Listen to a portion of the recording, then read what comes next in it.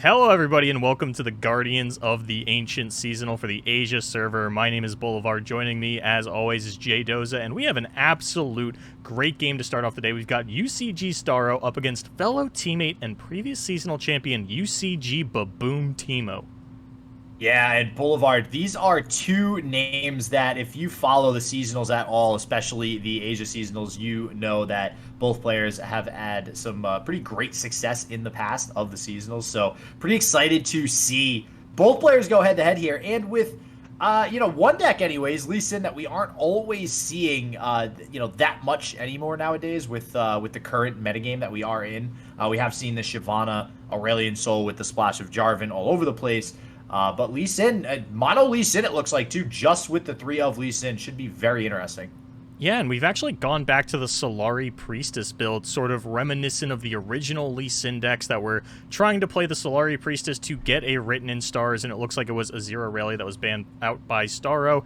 And is that a Lee Sin deck on Boom Timo's side that was banned as well? That was an Ionia Targon deck. Ionia Targon. Wow, so maybe Asia, we're going to see a little bit more of Lee Sin today than we're used to seeing. I know we definitely didn't see it too much on the Americas side either, but should be interesting. We already see Lee Sin getting challenged here, though, by the Jarvan. Could get taken down. We do have some, yep, there's the Bastion. But you gotta love to see that from Baboon getting a Bastion out this early. That's actually really good for Starro, though, because I think what Boom Timo was going for here was we were going to hush the barrier off of the Lee Sin, and now that's no longer an option. This Lee Sin's going to barrier up. We've got the Zenith Blade in hand. I don't think we're necessarily getting a kill on the next turn, but I don't know if Boom Timo is actually going to be able to kill this Lee Sin through the deny that is in Starro's hand. Things are actually looking really good for Starro, very quickly out of the gate. I feel like we didn't even get done introducing the decks and the players. It's already turn 6. Lee Sin's on board. Yep. Zenith Blade's in hand. This one's going fast, Jdoza. Yeah, this is kind of this is the nuts hand that you like to see from Lee Sin. I mean, we talk about it all the time. Lee Sin's sometimes a questionable deck, but if you got Lee Sin and you got Zenith Blade like we see coming down right now, generally speaking, you're going to be able to do some work in winning the game. And Starro looking like we're well on that track here. Single combat, though, is at least going to get rid of this spell shield that was placed on last time with the Bastion. But like you mentioned, not only do we have the Lee Sin and the Zenith Blade, we also have this Deny in hand. And, I mean, 2 deep meds, too, even a refuel. Like, this is insane. Not to mention the Eye of the Dragon that's been there since pretty early on in the game. There's not much that Baboom Timo is going to be able to do right now.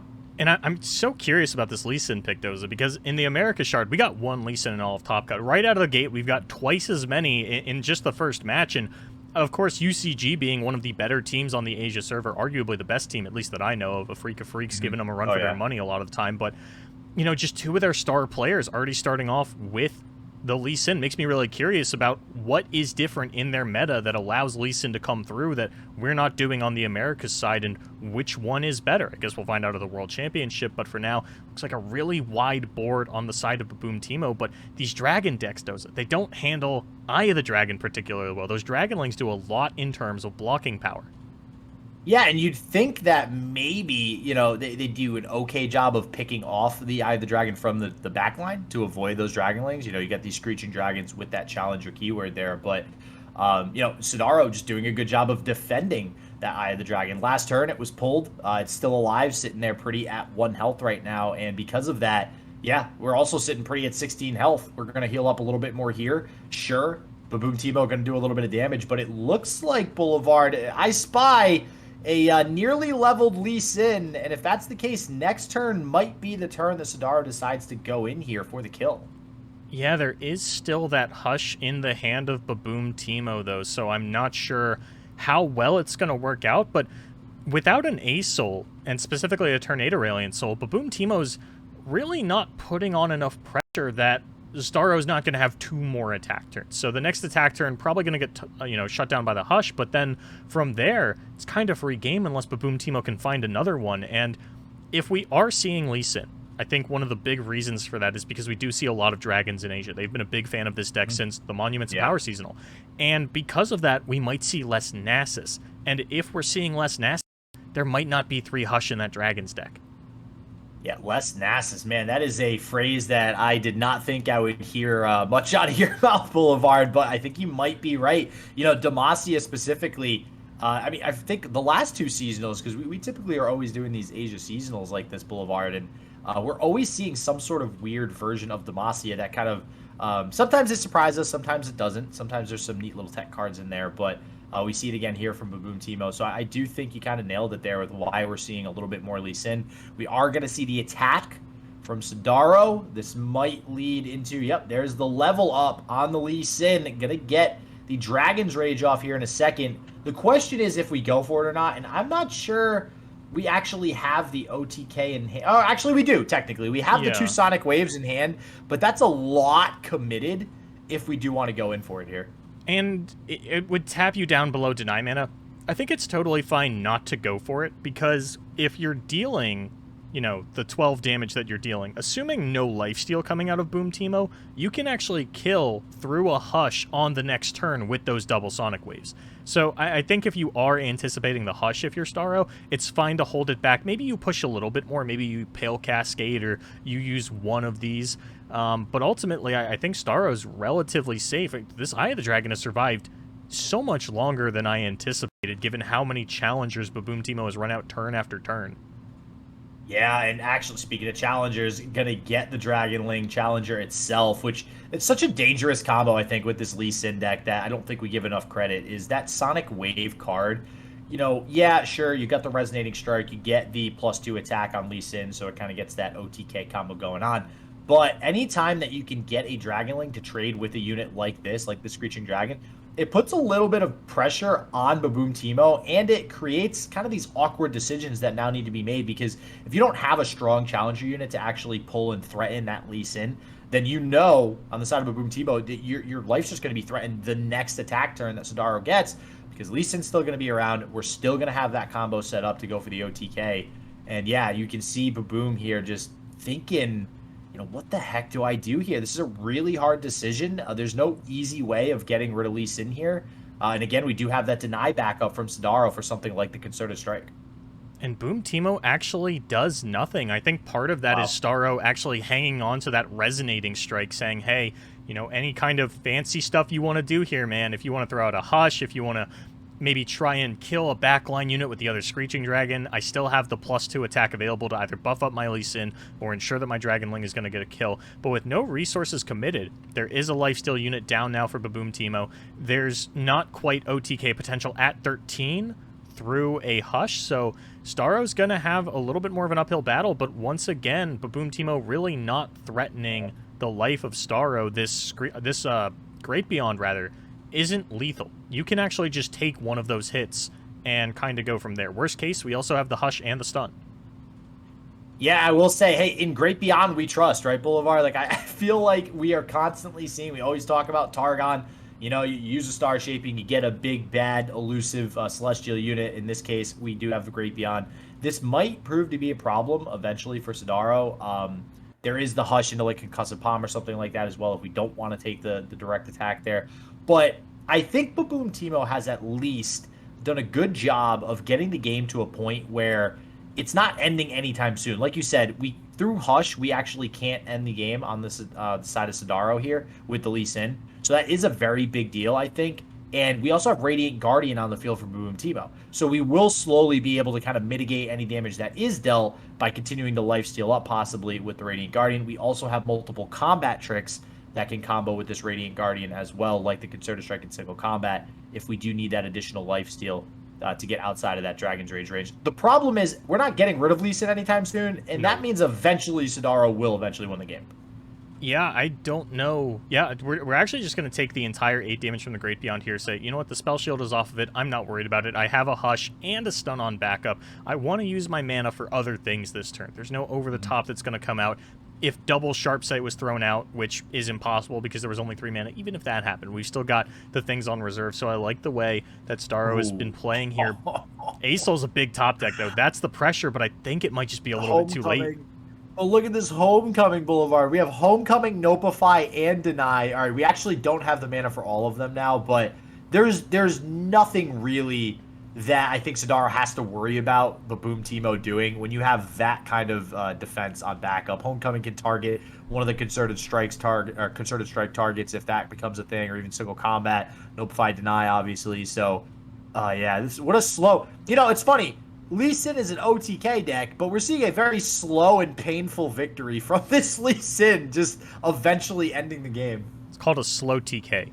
Yeah, yeah, is that what they call it? Yeah, you one turn kill over the course of a couple of turns. You've never done that to anybody? It happens Yeah, almost all every the game. time. Oh man. Yeah, so it looks like we are thinking about this. Yep, there's the hush finally. Eventually, we're probably going to get either the home. Well, it's almost certainly going to be the homecoming at this point, I imagine, especially if the single combat comes out onto the Great Beyond. I mean, this is probably just the Notify, right? Yeah, you could just Notify the single combat. Got the deny for the concerted strike still, and because Baboom Teemo went for the removal options onto the Lee Sin, we can't even get down Aurelia until this turn. We don't have the option to even try and find a second big Celestial finisher. Yeah, and this is what, I mean, we've been pointing to this for a little while now, Boulevard. Just all these, oh man, it feels so bad when you get Lee Sin in hand. It feels good for Sidaro when you get Lee Sin in hand with all these denial options to just, oh, your opponent's going to try to remove Lee Sin. Guess what? Not going to work. Concerted strike. Guess what? Not going to work. So, yeah, this is very beautifully set up from Sidaro. But I will say, I mean, we did draw the Lee Sin early, and we've talked about this before, Boulevard. When you draw Lee Sin early, that's when Lee Sin wins, right? That's how it works.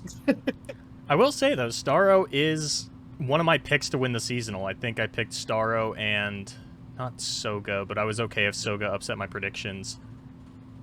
But it's just J01 in there? not this time. Oh, yeah, it was Boom Teemo. It was Starro and Boom Teemo. I forgot. Oh, gotcha. Okay. Yep. And I think that, so Starro has topped, I believe, all 4 Asia seasonals. And they kind of get pushed to the side a little bit because Asia is one of the regions with a very clear-cut top 3 in terms of players. It's Boom Teemo, it's DK, it's J01. Everybody else kind of gets pushed to the side a little bit. And I think Starro, this is really the seasonal where I want to figure out, is this somebody who can actually compete with these bigger names, or are they destined to just, are they good enough to top every seasonal but never win a seasonal, never get the World's invite? And going up against previous champion Baboom Teemo, this is the perfect opportunity to find out. Yeah, I don't know. I mean, even before this seasonal, I think I would have put Sidaro in probably below those 3 that you mentioned, DK, JO1, and them, but probably number 4. I mean, we've seen Sidaro in so many of these seasonals already. We've seen Sidaro play plenty of times to know that, regardless of how well they do in the seasonal, definitely one of the top tier players, I think, to worry about from the Asia server here. But here we go. We're doing it. We're doing the thing, Boulevard. We're doing the OTK. It's looking like it's going to work, and there it is. Looks like Sidaro is going to take the victory over Baboom Teemo with good old Lee Sin.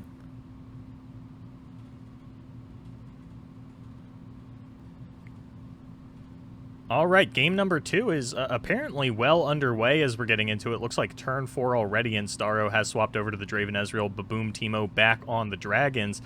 And it looks like things aren't going phenomenally for Starro, but there's still time to pull it back.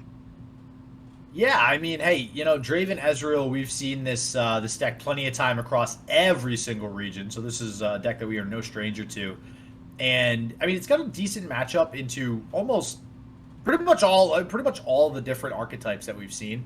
This is one of the reasons why a lot of people fall back onto this deck. It does decent into a lot of different things. So I wouldn't be surprised we're able to make a comeback here and make some trades. We got plenty of removal in hand. That Static Shock is looking pretty juicy on the Protege at some point if we maybe can target something else.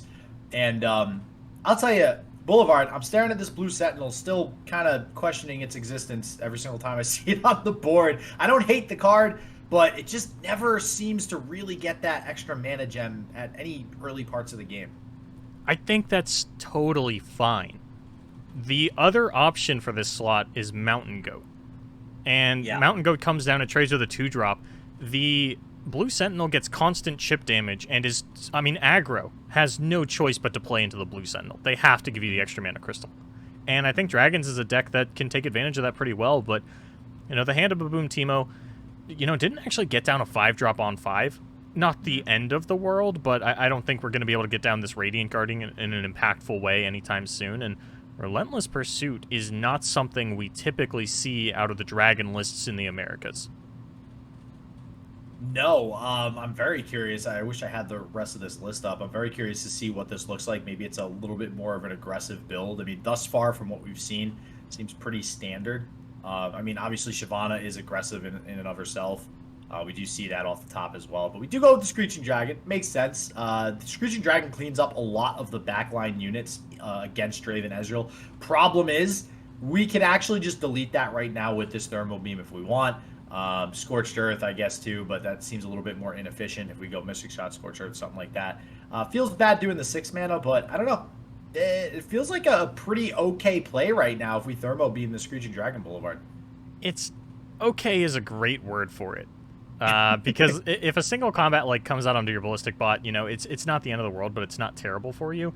The problem right now is that Starro's hand doesn't have a lot of action, and this is a problem that Draven Ezreal finds itself in a lot, where you don't have, like, your control tools aren't lining up as cleanly as you would like them to. We don't have, you know, the Ravenous Flock that gets insane value in this matchup. We don't have the additional draw power through Sump Dredger or Rummage. We don't even have a Tri-Beam Improbulator to be building towards. Like, these are the kinds of hands that steer people away from this deck, I think. Mm-hmm. Yeah, because it doesn't really feel like you're doing much to win the game. You're just doing some stuff to stay in the game, right? Yeah. You're just using this removal to pick off whatever Baboon plays. You have some units on board. Maybe you get some chip damage in going wider with things like these House Spiders that we see. But even then, cool, like, you're not actually using this removal to clear out anything he plays, right? Like, you have a Mystic Shot and a Scorched Earth, and once you do that, you are out of removal.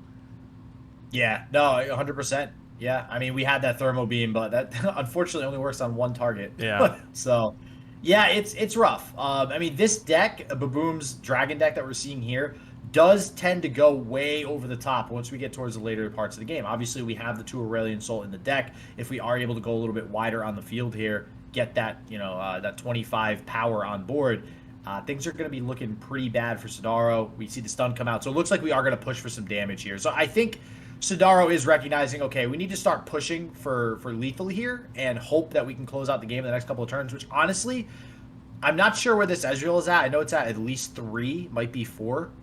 With the Rummage in hand, we might be able to close things out, going face and digging for some sort of burn damage to close things out alongside this Ezreal. Maybe. I'm kind of curious. Okay, so we are going to use the Hush there. I was thinking there could have been a universe where we block the 2/3 Ballistic Bot with the Shyvana, Hush our own Blue Sentinel to block the other Ballistic Bot, and just get both of those off of there, take away the resource generation, because now we see a Get Excited off the top. We already had a Rummage in the hand. The Ignitions are doing a lot of work, and Hush is not a card that gets value in this matchup. Yeah, so and drawing the third one is unfortunate. Yeah, drawing these 3 Hush, not to mention the Relentless Pursuit that you mentioned earlier, Boulevard, pretty dead draws, but that Get Excited. So if Sidaro had changed the game plan, just like I said on that turn, and okay, we're just going to go all out from here, try to close out the game, that Get Excited is literally the exact top deck that you want to see at this point. It feels really bad seeing Radiant Guardian come down, so you just kind of have to hope and pray that there's no, combat tricks to proc that lifesteal on the next turn. But as of right now, Ignition plus the leveled Ezreal plus the Mystic Shot plus the Get Excited, this is looking like a Sidaro victory. Yeah, and we have to use the Relentless Pursuit just to gain a little bit of life while we can, but I have to agree with you. Things are not looking good for Star. We probably even just Mystic Shot the Spiderling here. Yeah, absolutely. Mm-hmm. And that actually gives us lethal with the Get Excited on the following turn, barring any combat trick top deck out of Baboom Teemo. So let's see if we can find it. Okay. Oh, okay, that works. Not a combat trick, but it's good enough. Oh, wow. All right. So both players drawing to their strategy at this point. You know, they both have a way to Sidaro close out the game and Baboom stay in the game, but I still got to give the slight advantage to Sidaro here. Got to get the Hush out, which is going to feel real nice. There's no way around this one either. I don't know if I'm crazy about that attack. I mean, I guess you just saw one Hush get played, so, you know, how likely is it that there's another Hush in hand? But Baboom is playing the 3. We do see the 3 that were in hand. So this is going to send Ezreal down the drain, and this might be what Baboom Teemo needed to swing things back into their favor, because not only do we have the star shaping to get through now for Sidaro, but we also have this 4 lifesteal coming in, and all of a sudden we're back up to 13 health possibly. You know, I don't blame Starro for not making the Hush read, because I thought if there was a Hush in Baboom Teemo's hand, that it would have been used on the Shyvana in response to the Scorched Earth. You know, take away the damage off of the Shyvana, force another spell out of Starro's hand because the Hushes are so low value. And yes, that is a normally main decked Reckless Trifarian in the hand of Starro. He does main deck one copy. Yeah, I spotted that instantly. I also spot a single combat that is once again gonna be able to allow Baboom Teemo to get more lifesteal. This Radiant Guardian is putting in work now. My other issue with that Ezreal attack, though, Boulevard, was that we didn't play the Farron first. Like, we could have attacked with that Farron that turn, right? And I feel like that might have ended up a little bit better in the favor of Sidaro. If you're going to attack, you might as well play the Farron first anyways. I guess really just trying to greed out for that generated Mystic Shot, unfortunately. But Scorched Earth, going to come down, save the lifesteal, and then get denied by the Star Shaping. But actually, that's still... I feel like that still works out for Sidaro because you prevent the 5 heal to the face. So I feel like you're actually okay with that result.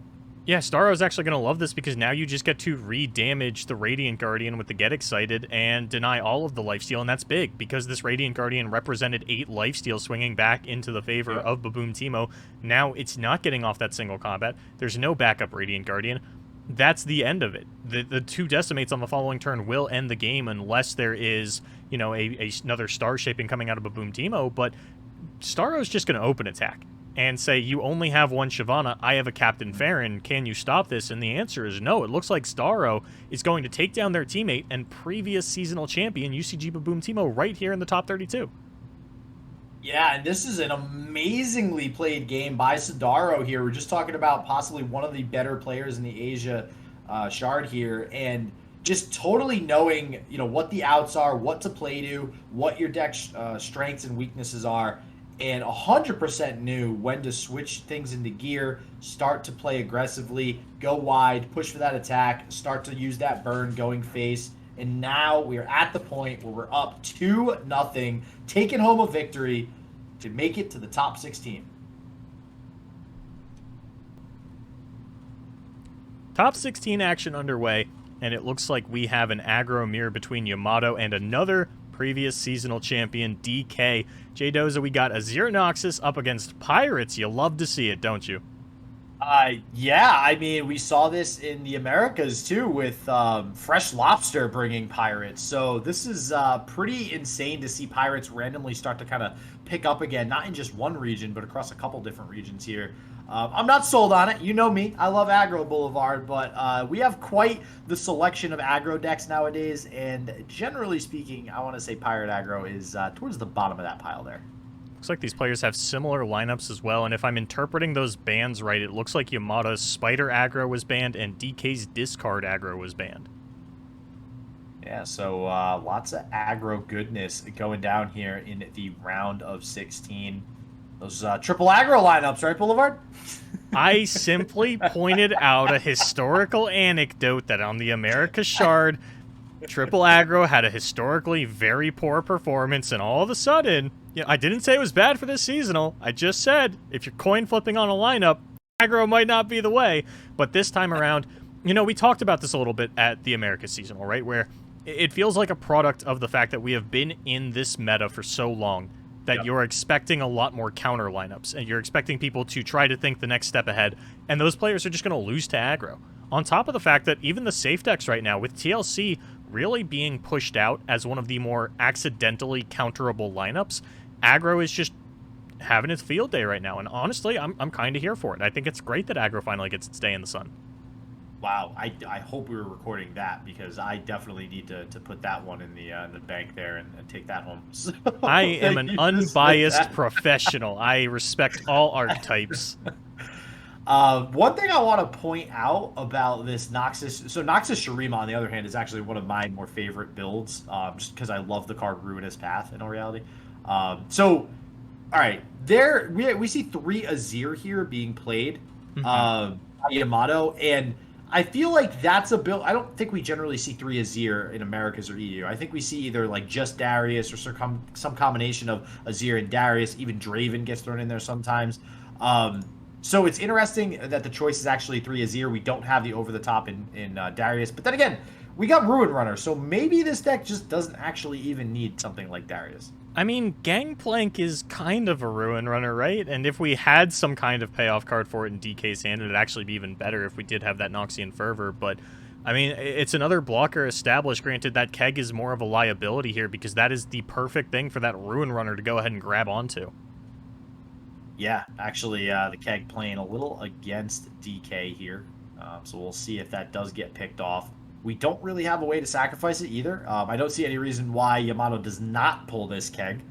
Or attack. I mean, this is a pretty bad attack with the rest of the units. You know, trading this Legion Rear Guard, it's just going to get blocked by something like the Gangplank. The Bakai Reaper, I think if we order this correctly, would actually trade with the Misfortune.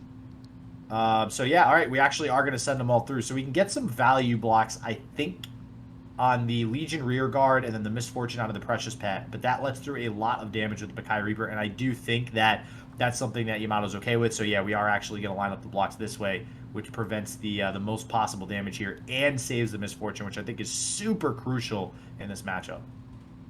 Really? I didn't think MF played that big of a role here. It almost felt more like a 0 to me, where it's sort of like one of my best in slot 3 drops, but it's not really something we're building the deck around, right? I don't think I've ever seen a Misfortune level in Pirates. Popping the spell shield's not terrible, but in this particular instance, it's not relevant. Yeah, no, I mean, it dies anyways, right? No, it's just the additional damage, right? Like, any additional continuous damage that you can get, like, even Azir. You know, Azir just kind of sits back and chills, but those Sand Soldiers can provide that extra damage and that extra difference in the matchup to, you know, get you to be, you know, on top at the end of the day. You know, bring your opponent down to 0, because that's really all it is in aggro. Listen, this is not a genius matchup, right? You do more damage than the other guy does, and you come home with a W. And that extra damage from Misfortune might end up doing the job. We have a Zap to pull another Noxian Fervor. We'll see what's off the top, though, and for Yamato, and that is looking like Yamato is going to be able to take this home.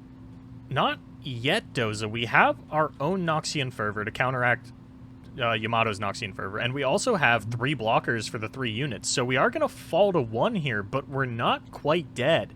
And if that Fervor gets used, if both boards kind of get cleared out here, DK's the one with all the cards. Yeah, and DK is now has 3 Zap Spray Fins potentially that will be on field, and that represents 6 damage coming in that Yamato really can't do anything about. We can't block that. So actually, yeah, if Yamato cannot close out here with this Noxian Fervor, which we know, as long as DK holds on to his Noxian Fervor, then we're golden. And as long as Yamato doesn't top deck some sort of fast response, or fast damage, I should say, yeah, I do think DK might scrape this one up barely, Boulevard.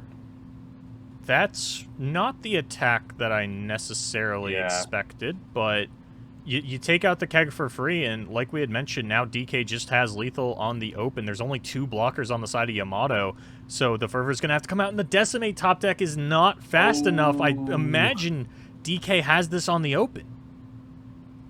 I think we have it, but now Yamato's Noxian Fervor can be played in response to DK's Noxian Fervor if this is what's needed to close out the game. Okay,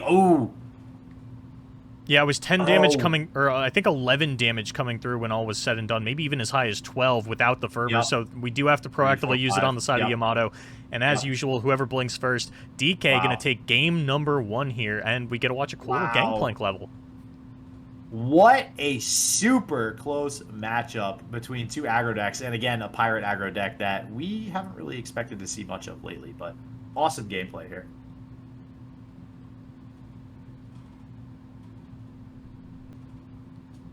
And we're back with game number 2, and it looks to me like this is going to be the run back from Yamato, and I guess DK has swapped over to their Noxus Shurima deck as well, so got our first mirror match of the day.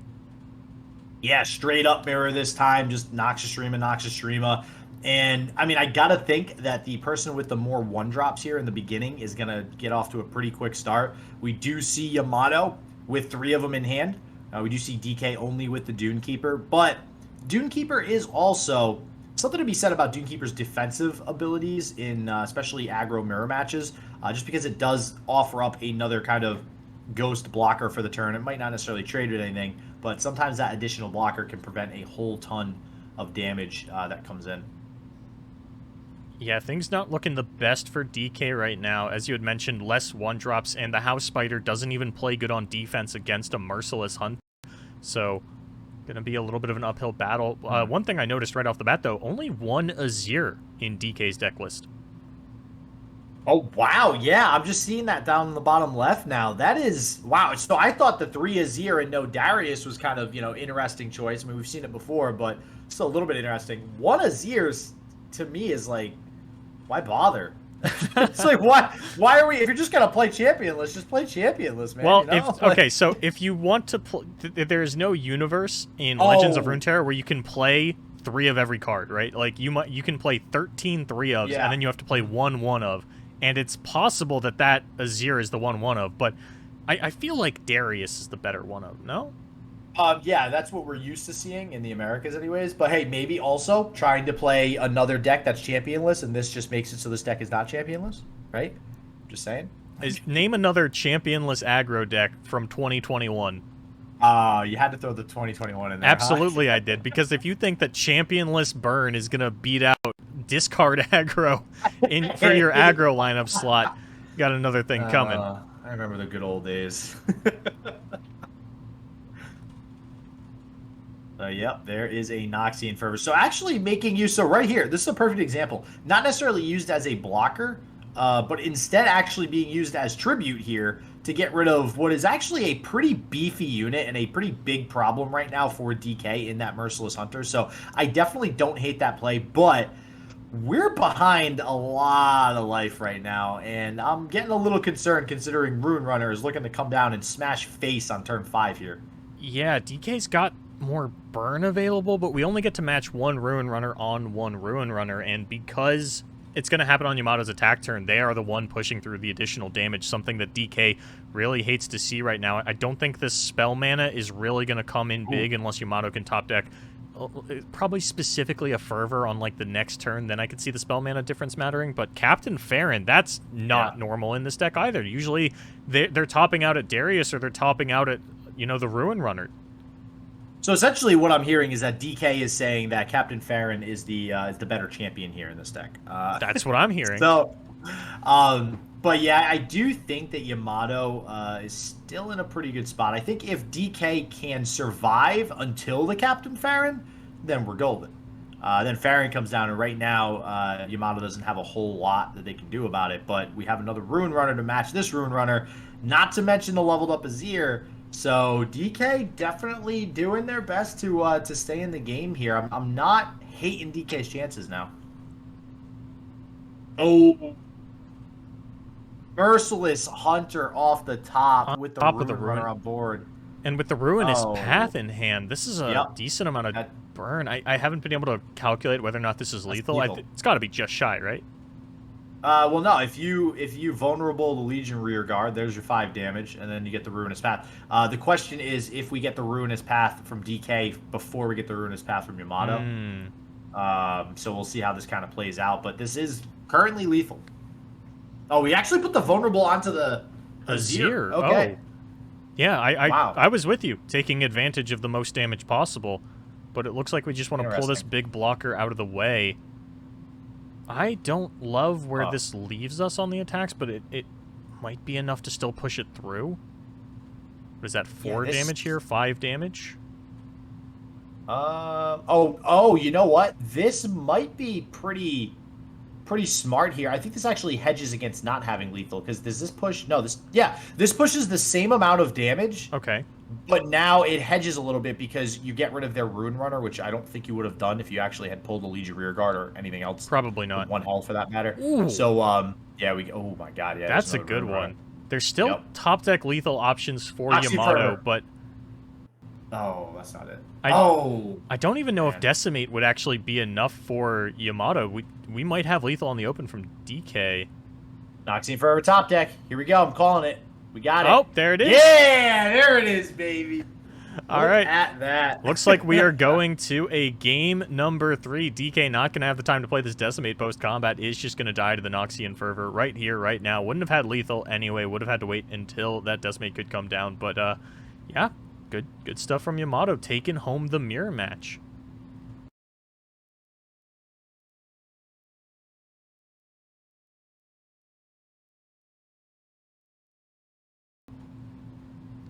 It looks like I already have to eat my words, as I was joking about you're never going to play the championless aggro instead of discard aggro. And while it's not championless, you know, Draven Teemo is as close to the old burn decks as we're ever going to get.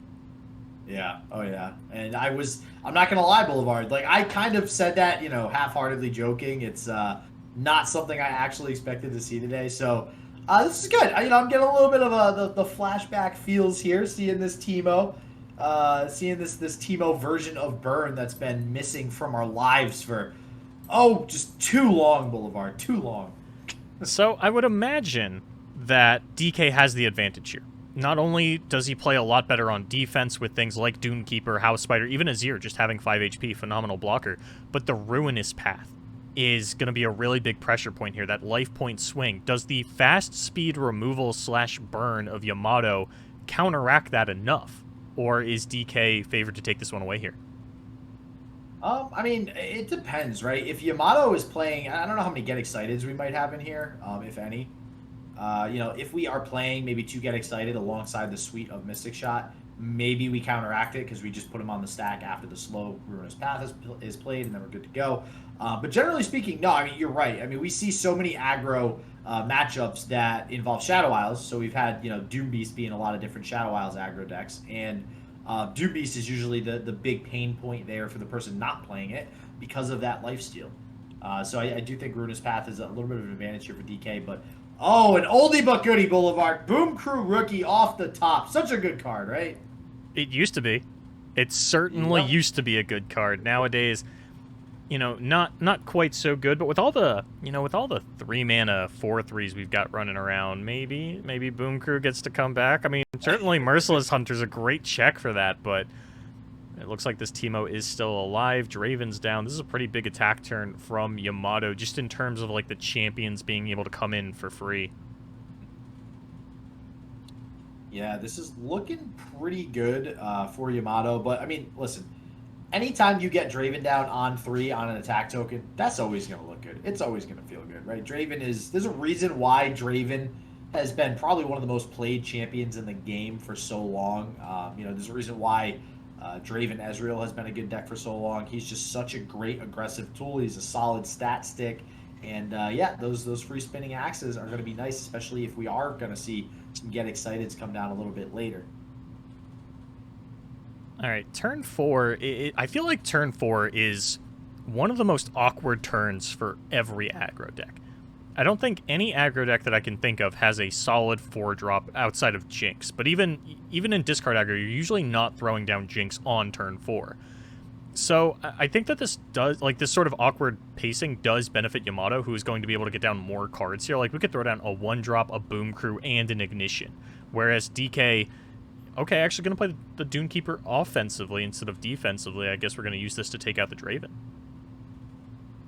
Yeah, I mean, that feels like a pretty good trade. Now you get to keep your Merciless Hunter, if the Merciless Hunter does attack, Legion Grenadier is actually going to be a great trade target there. But this would clear most of the board from Yamato if we go in with everything.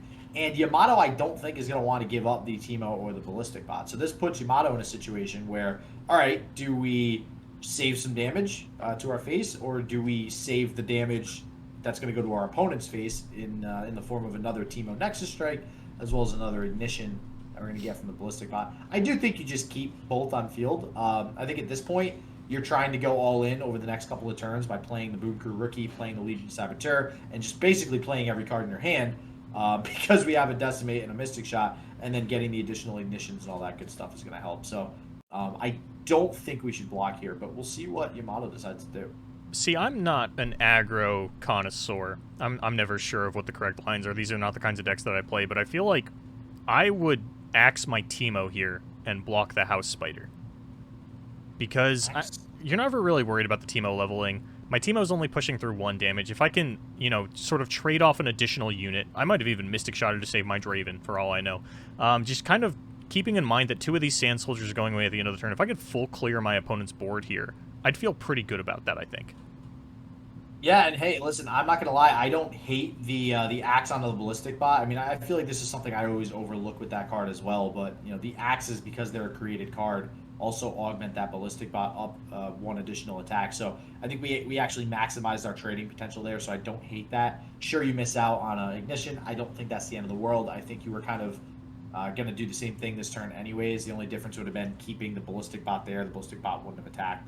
So I like it, and the Draven off the top is going to be insanely good, getting the additional spinning axe, and just another quick attack unit that, even though Azir's leveling, I mean, it's 2 attacks, so you can still pretty safely go in with this Draven.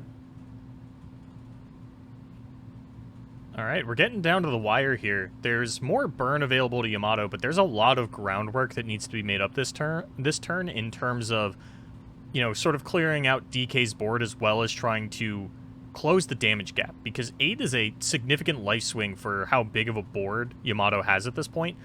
This is the point where DK is really going to start playing on curve, Ruin Runner, and you know, maybe Ruin Runner comes down next turn. Maybe we save it for Noxian Fervor on defense. Only time will tell. But I don't think we're going to be able to close the gap this turn. Maybe we are. Now that I'm looking at it, I'm like, okay, yeah, there's 3 damage on this stack. This Grenadier's dying. We've got axes still. Yeah, maybe this is the turn that it happens. But even if we put DK down to 8, because DK's on sort of the front foot in terms of damage, Yamato's just constantly playing catch-up and saying, can I actually catch up the amount of damage that's being dealt? And that means that over the long term, Yamato's going to fall to 0 first. Well, we'll see. I mean, I do like saving this Teemo, because we do see the level up. So I think that if DK does not draw in the next 2 draws, if DK does not draw the damage to close out the game, which I think we might, just because we do have the Ruin Runner as well, so there's a lot of overwhelm damage coming in. Although Mystic Shot's probably going to go after the Ballistic Bot, if I were to guess. Ooh, that's actually not that great of a top deck. So this Ruin Runner, I don't like being top deck specifically because I think this is the last attack turn that we're going to have. Yeah. So the other one never really comes down and makes an impact. Yeah, this is kind of a scary point, though, but I mean, this is just... Is this lethal? This is lethal for DK, right? As you had mentioned, Mystic Shot onto the Ballistic Bot, fine, that's all well and good. But that means we're taking 7 damage. Yeah, and this we're going to Noxian 1. Fervor will close it out, yeah. Unless we can top deck get excited on the side of Yamato, it looks like DK, you know, being on the front foot in terms of damage the entire game is finally going to catch up with Yamato. And the Noxian Fervor should close it out. I mean, they have kind of been neck and neck, though, right? I mean, they've always been, like, they'll be like an 8 damage swing one turn, and then the next turn the other player will just do 8 damage. So yeah, but you know, when you're doing that, where, like, I hit you hard, and then you hit me hard back, you're the person that gets knocked out first. Yeah, yeah, exactly. So here we go. Is it the get excited? That's not it. Oh, even if it was get excited, there wouldn't be enough mana. Because you would play the Decimate and then only have 2 left, but it looks like DK is going to pick it up with the Noxian Fervor. I think that might be the card that has closed out all 3 games so far this series is Noxian Fervor, and that's what you expect when you get these Noxus mirrors. DK moving on to the top 8.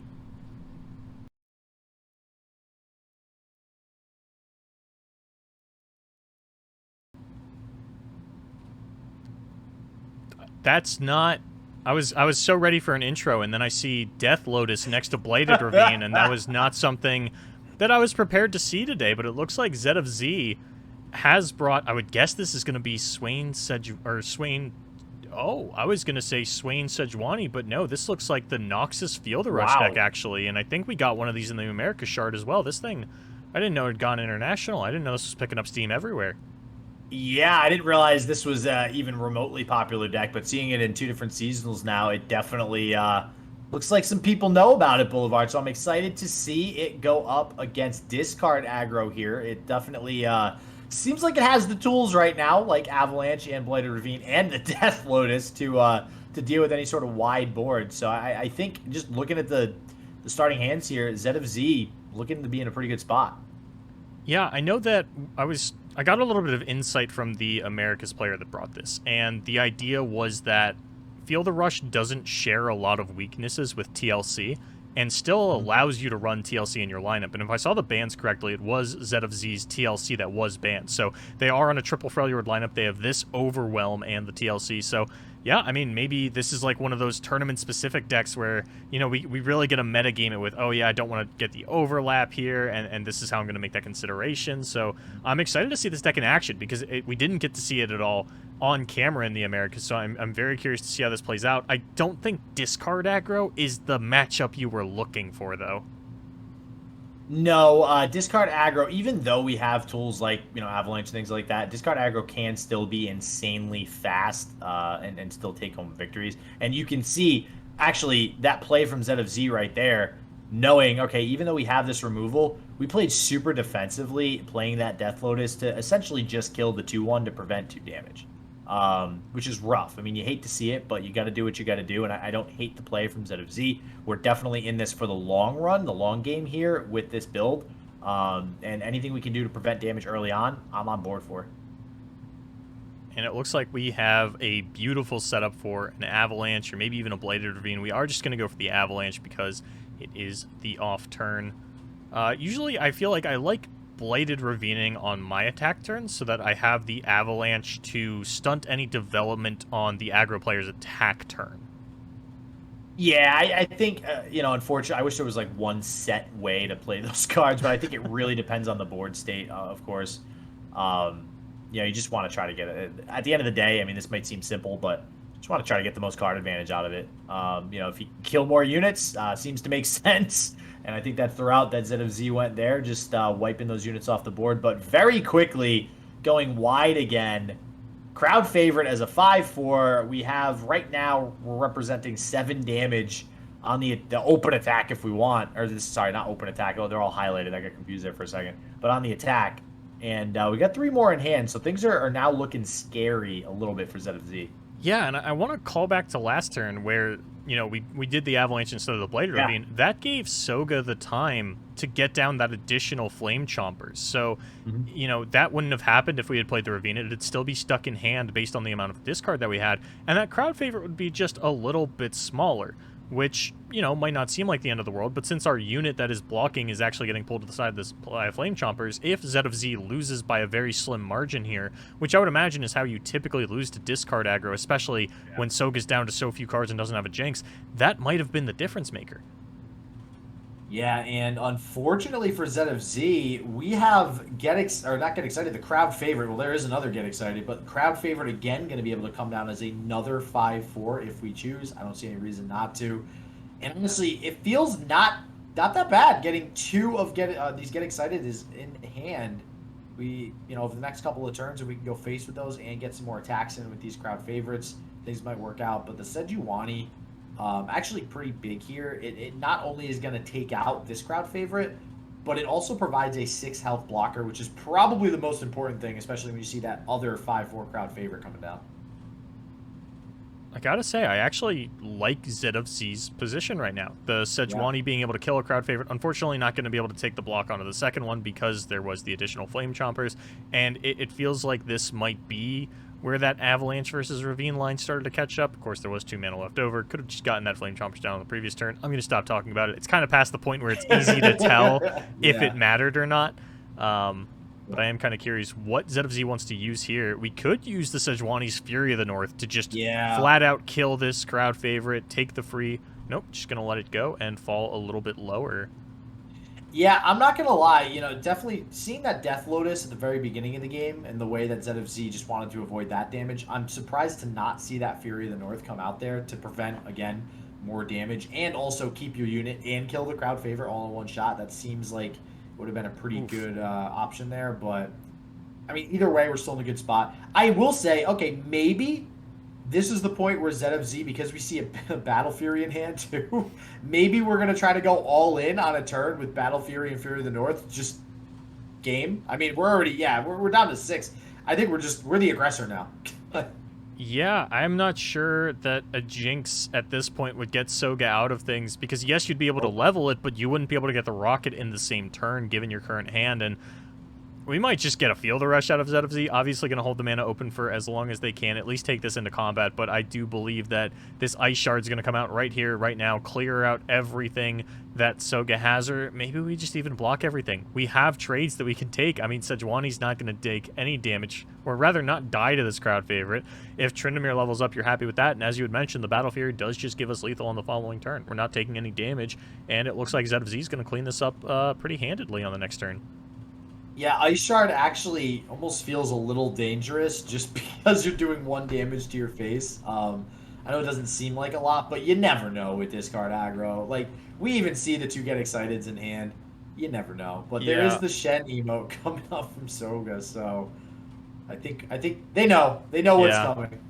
I was going to ask, if you get excited this Sejuani, does ZFZ go for the Ice Shard, or do they just Battle Fury the Sejuani and say, hey, it lived and I kill you next turn?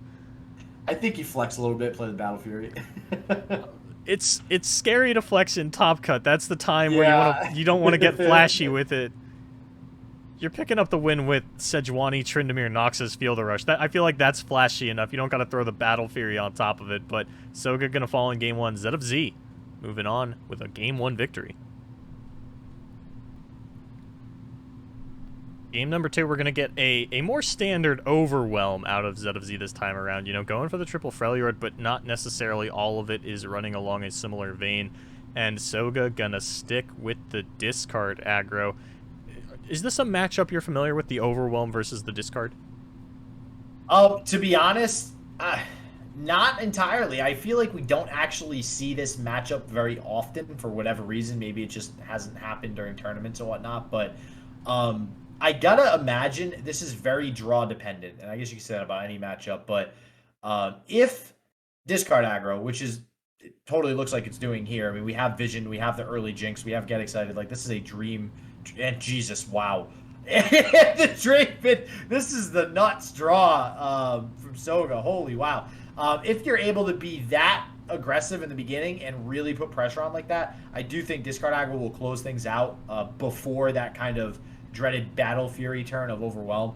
But you need to be super aggressive like we're seeing here. If we didn't have like the early Draven, or we weren't able to go wide like we are now, like a crowd favorite might even be needed here, then I think that Overwhelm would be able to actually take it a little bit faster come turn, maybe 6 or so. I can definitely see that. It feels like we're trying to go wide for the discard aggro, and if that doesn't happen, maybe things actually do start to favor the Overwhelm player. And then, of course, sort of the second thing you need to look out for is, can I easily vulnerable the Jinx? And at the moment, there's no vulnerable in ZFZ's hand, no exhaust to pair with that Renekton on the following turn, and Soga isn't quite going to be able to level the Jinx next turn. I was looking at the 2 axes, the 2 other cards, and the Jinx available, but there will be 1 more card in hand, and okay, this is the Draven's gonna die. Wow, yeah, that is no ifs, really ands, or buts. impactful. Like, we can't even axe Vision out of this. No. That's a really impactful Troll Chant. I really like that from ZFZ.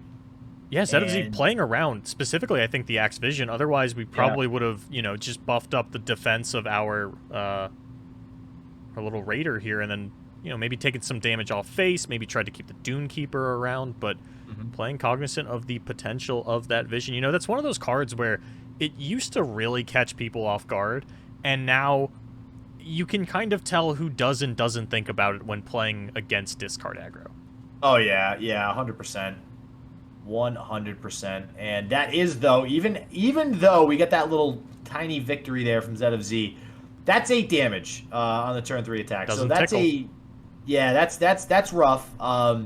And this is Overwhelmed, so there is no heal. There's really nothing to worry about as far as that's concerned. And again, this go wide strategy, if we're able to continue this, is a very big deal, because Overwhelm does not go wide early on. It's very much about those big, bulky units. You're usually playing 1 unit a turn unless you get something like an Ancient Yeti in your first hand, which is why that's such a good draw. We don't see that here. We just see the Renekton committed this turn. And I imagine we just take this straight to the Dome on the side of Soga. There's really no reason to do anything here. And then maybe even get down to Jinx next. I'm liking the sound of that Jdoza, if I'm being honest. We'll be able to Jinx, and then on the following turn, we can get excited away one of our cards and spinning axe away the other card, make sure that the Jinx gets leveled. Merciless Hunter will be able to come down, but we might only need one rocket in order to close things out. I am not in love with just sort of pushing damage onto the Renekton here. I guess that's going to be our Get Excited target for next turn, because sending it face, it sounds good in theory, but if you can kill a unit and pave the way for attackers, I mean, that's just as good, right? Yeah, and honestly, you know, like I just mentioned, you're usually getting that 1 unit a turn down. And if we're able to, you know, guarantee that our opponent is once again only really going to be able to play 1 unit, that's going to feel really good. Oh, wow. Okay, so we're going to challenge and get the 4 straight to the face, which actually means, I mean, if we're setting up to use both of these Get Exciteds over the next couple of turns, I mean, that's definitely a really good shot at lethal. If we do try to empty our hand here, that's going to be 5 plus the 3 is 4. I mean, that's enough for just 1 rocket, and that's game, as long as we can discard our hand again next turn. Yeah, I don't think Soga's going to have the time to do all that. And now we've even got to make the decision, do I Get Excited this Renekton? Do I send it at the face? Do I try to level the Jinx right here in combat? Because if you use a Get Excited at face and you Spinning Axe the Jinx, then you're pushing, what is that, 9 damage? That's an okay shot at lethal, but instead we're just going to Axe up and make sure that the Renekton dies. Yeah, so now we don't have that kind of rocket lethal next turn, at least based off of what I was talking before, the Spinning Axe. I don't see any reason to not Get Excited here. Feels bad that we have a Sivir with Spell Shield, but, you know, can't really do anything about it. And, yep, we are going to get the Get Excited. Always feels bad to discard a Get Excited with Get Excited, but you got to do what you got to do. And Jinx is going to level up, and that's what this deck loves to see, Boulevard. We'll see if we can get these sweet top decks to close out the game here in a second. I'll take Get Exciteding a Get Excited over Augmented Experimenting away a second Jinx. That one always feels bad to me. But, ooh, this is not a hand that Soga is going to be able to play out fast enough to actually get the rocket. That feels it. Well, yeah, I don't see any reason why Z of Z, plays the Doomkeeper. So yeah, that feels incredibly bad for Soga, and this actually might be how Z of Z turns this around, because now we have the Battle Fury that's going to be online next turn to basically just whatever's unblocked, and we even have the Doomkeeper to go wide next turn if we need, and we can even Battle Fury the Sand Soldiers is all we really need to do to win. It's looking like Z of Z might be able to close this out soon. Oh, and the Mystic Shot top deck. Wow.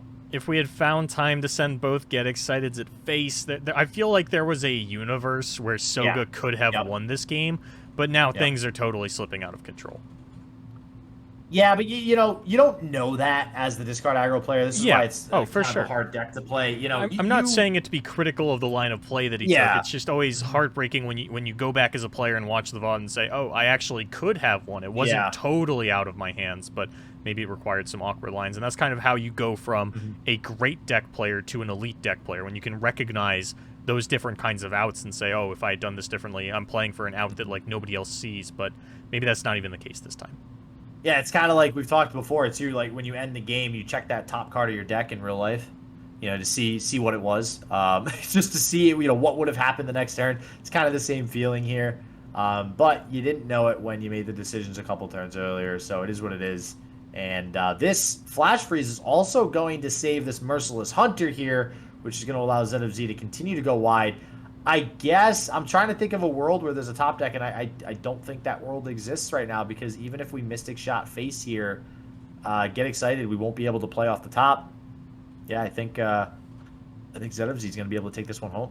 That is how I would call it as well, good buddy. So it looks like Soga, unfortunately, going to fall out here in the quarterfinals, but being that we are now in sort of the elimination stage of the game, Z of Z now is going to secure a Worlds invite.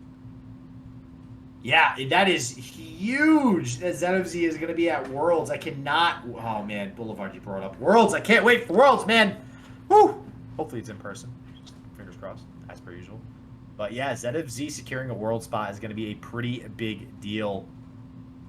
And, yep, that is looking like with that draw off the top of the Three Sisters, House Better not going to do a whole lot.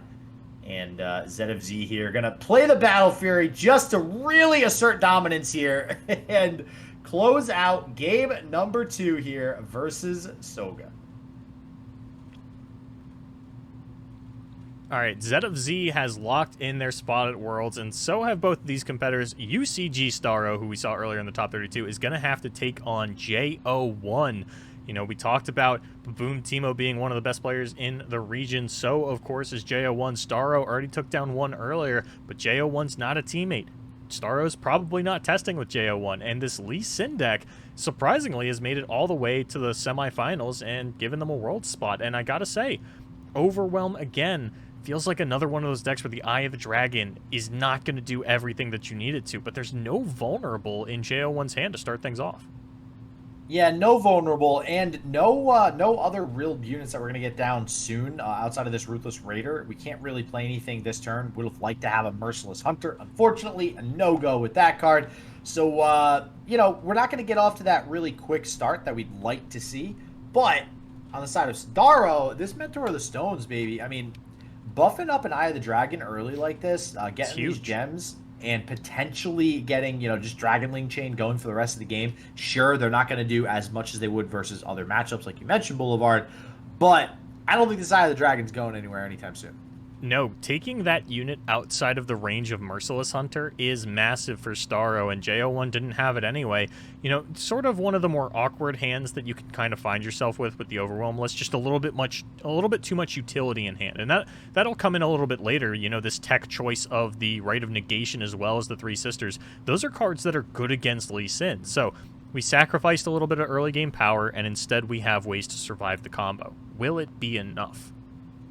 The combo. We shall see, Boulevard. Right now, honestly, I'm not loving Sidaro's hand. You know, we got the Meteor Shower to potential. I mean, it's looking like we're going to try to ping the Spell Shield here and then remove something else that comes down at some point. But we don't really have a whole lot outside of this Eye of the Dragon going for us.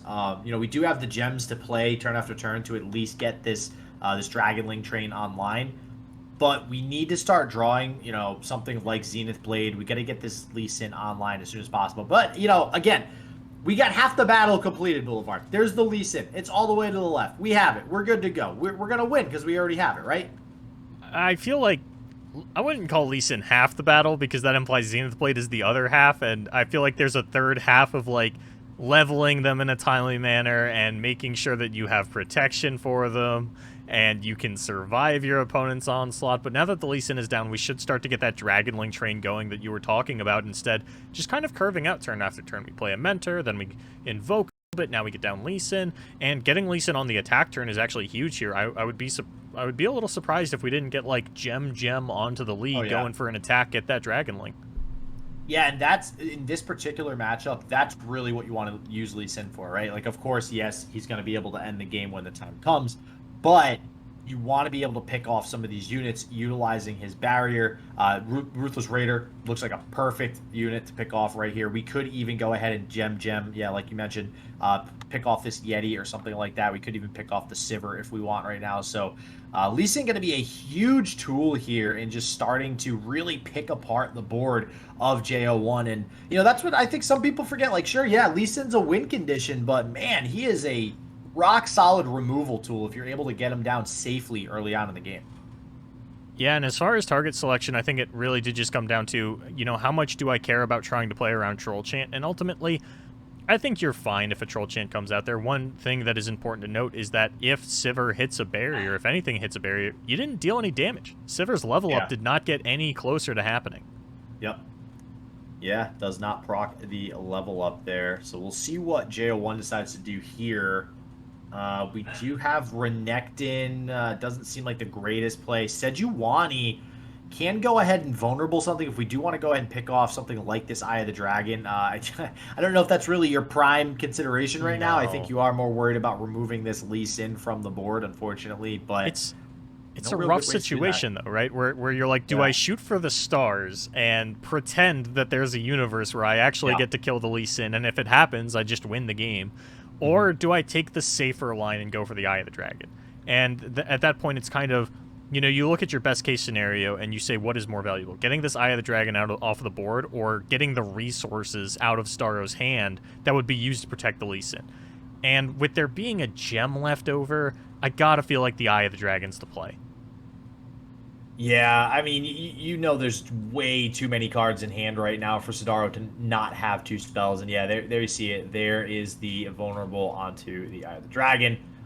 We do have technically a Pale Cascade to go ahead and save this Eye of the Dragon from anything pulling it. In all reality, we could Shape Stone in response to make sure that that kill goes through. But I think you're happy if that happens on the side of Sidaro, just because.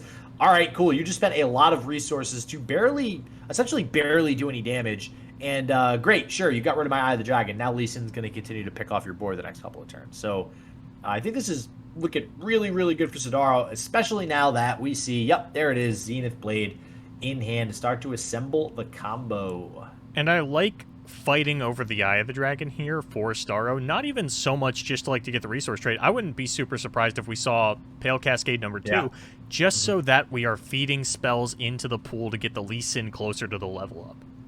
Yep. Yeah, I like it here too. I mean, I guess the consideration here more than anything is, oh man, I only have 2 mana left, and we know how, we don't want to go into turns without spell mana, but we do get it, and we can see there won't be a return here from JO1, and we do get to keep the Eye of the Dragon still alongside Lee Sin. This is really, really... Oh, and there is Bastion and Deny back-to-back for Sidaro. That is exactly what you want to see. This is... Now we have the combo. We have every tool to prevent anything that could come out of JO1, even though there's really not a whole lot that's not burst speed. But you do have that Bastion to prevent something like Flash Freeze on the open attack. And this is just looking so, so good for Sidaro. Yeah, that Bastion pickup cannot be understated, especially since on turn 5, we kind of fished a little bit for a Troll Chant, didn't find one. That's sort of the freebie that a lot of Freljord decks get when it comes to popping a Bastion Spell Shield, to say, hey, I want to play this as an Elixir of Iron, and if I get to pop a Spell Shield, that's just fine and dandy. We only see the one answer in the hand for JO1, though, in terms of the Bastion, and that is the Flash Freeze. So, yeah, things looking pretty good here for Starro, but what JO1 can do this turn, what they've been given a window into, is the ability to actually Frozen Tomb that Lee Sin.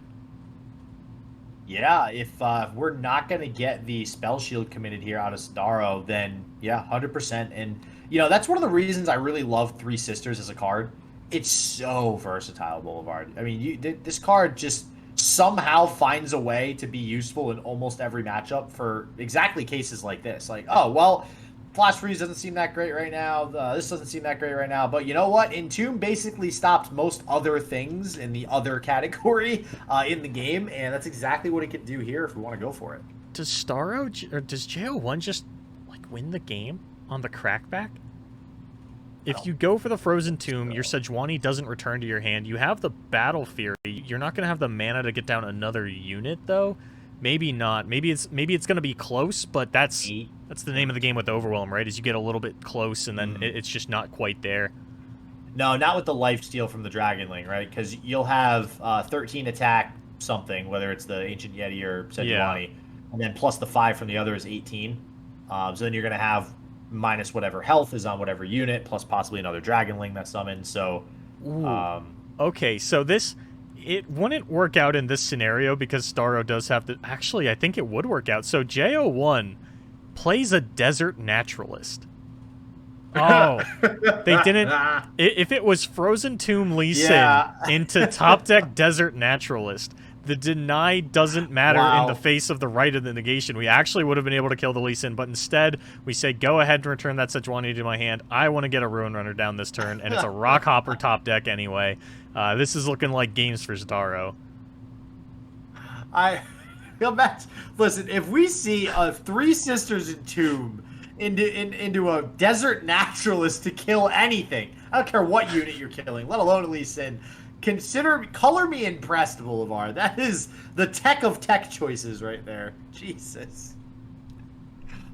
Oh, it's absolutely insane that Desert Naturalist is in this deck. I don't hate it. I feel like there are some awkward times where you load up on Rock Hoppers and you're like, hey, what if I just had a 5/4 on top of just having access to the landmark removal for those random Foundry matchups or Star Spring or what have you. Yeah, it's versatile, right? I mean, that was actually one of the things I said first when the card came out, was that it's just good because even if you're not just making a grumpy Rock Bear, you do have landmark removal, which right now, honestly, there's not a whole lot of people playing landmark removal. Like in the days of old when Aphelios was big, we saw that a lot. But maybe that's kind of where JO1 is looking to make a difference here in some matchups and saying that nobody's probably going to expect landmark removal. So throw this bad boy in here, or bad girl, I should say. And we'll see how she does. But this attack going through here, we'll see if we get the Battle Fury committed. As it currently stands, I don't think this is lethal. Even with the Battle Fury.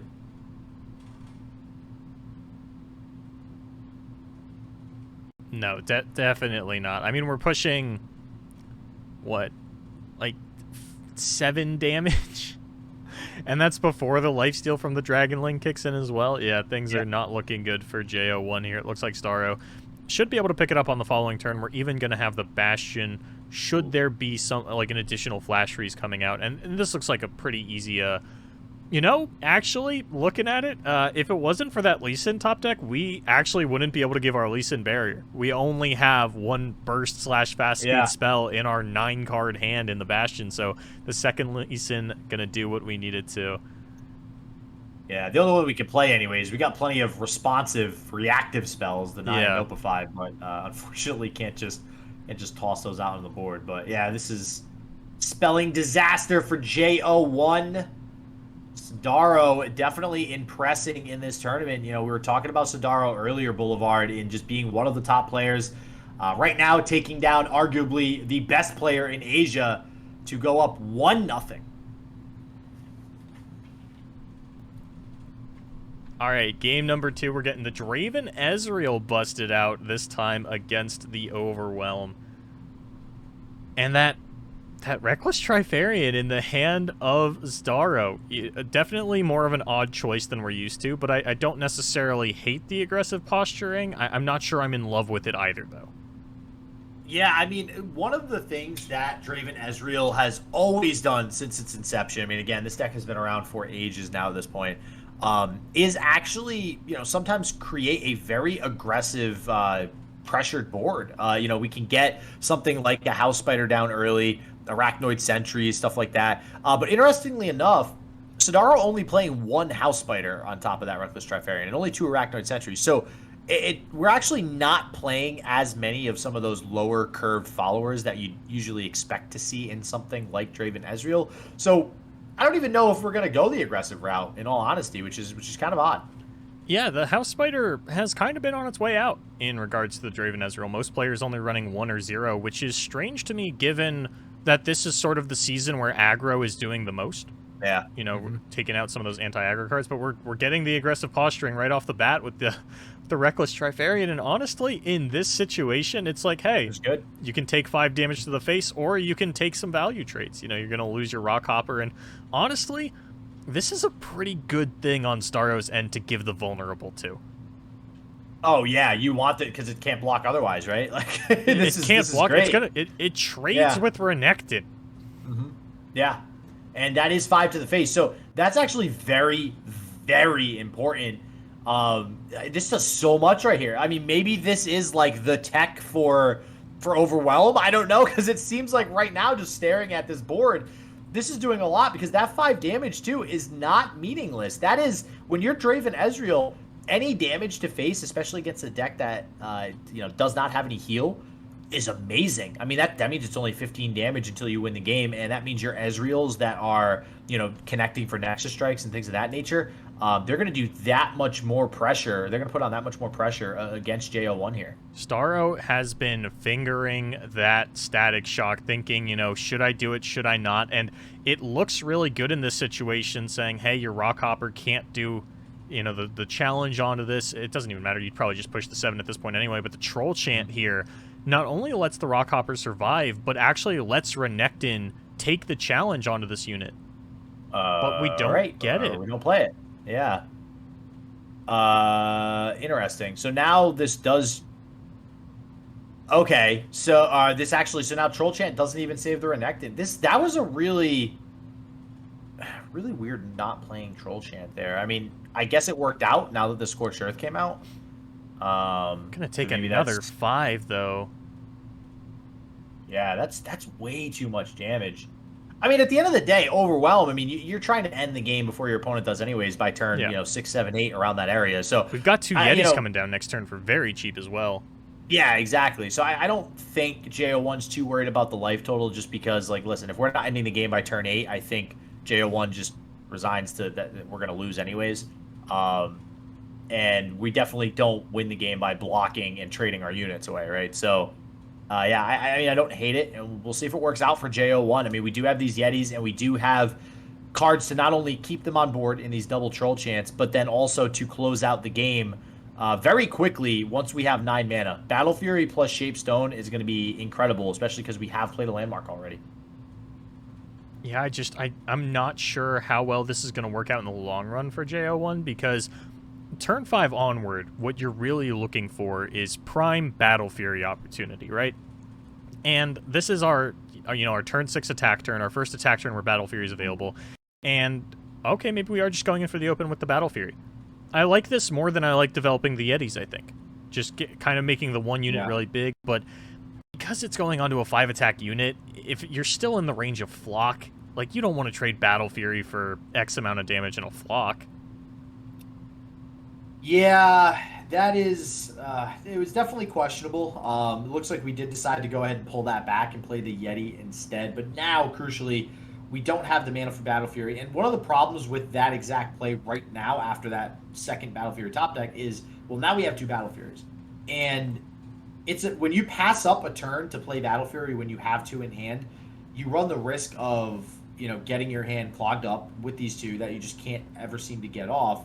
And if you start losing these units to Draven Ezreal, then that's a problem as well, because now you're going to lose good targets for the Battle Fury. So I don't think that's going to happen. I think we're going to be able to keep these units alive on the side of JO1.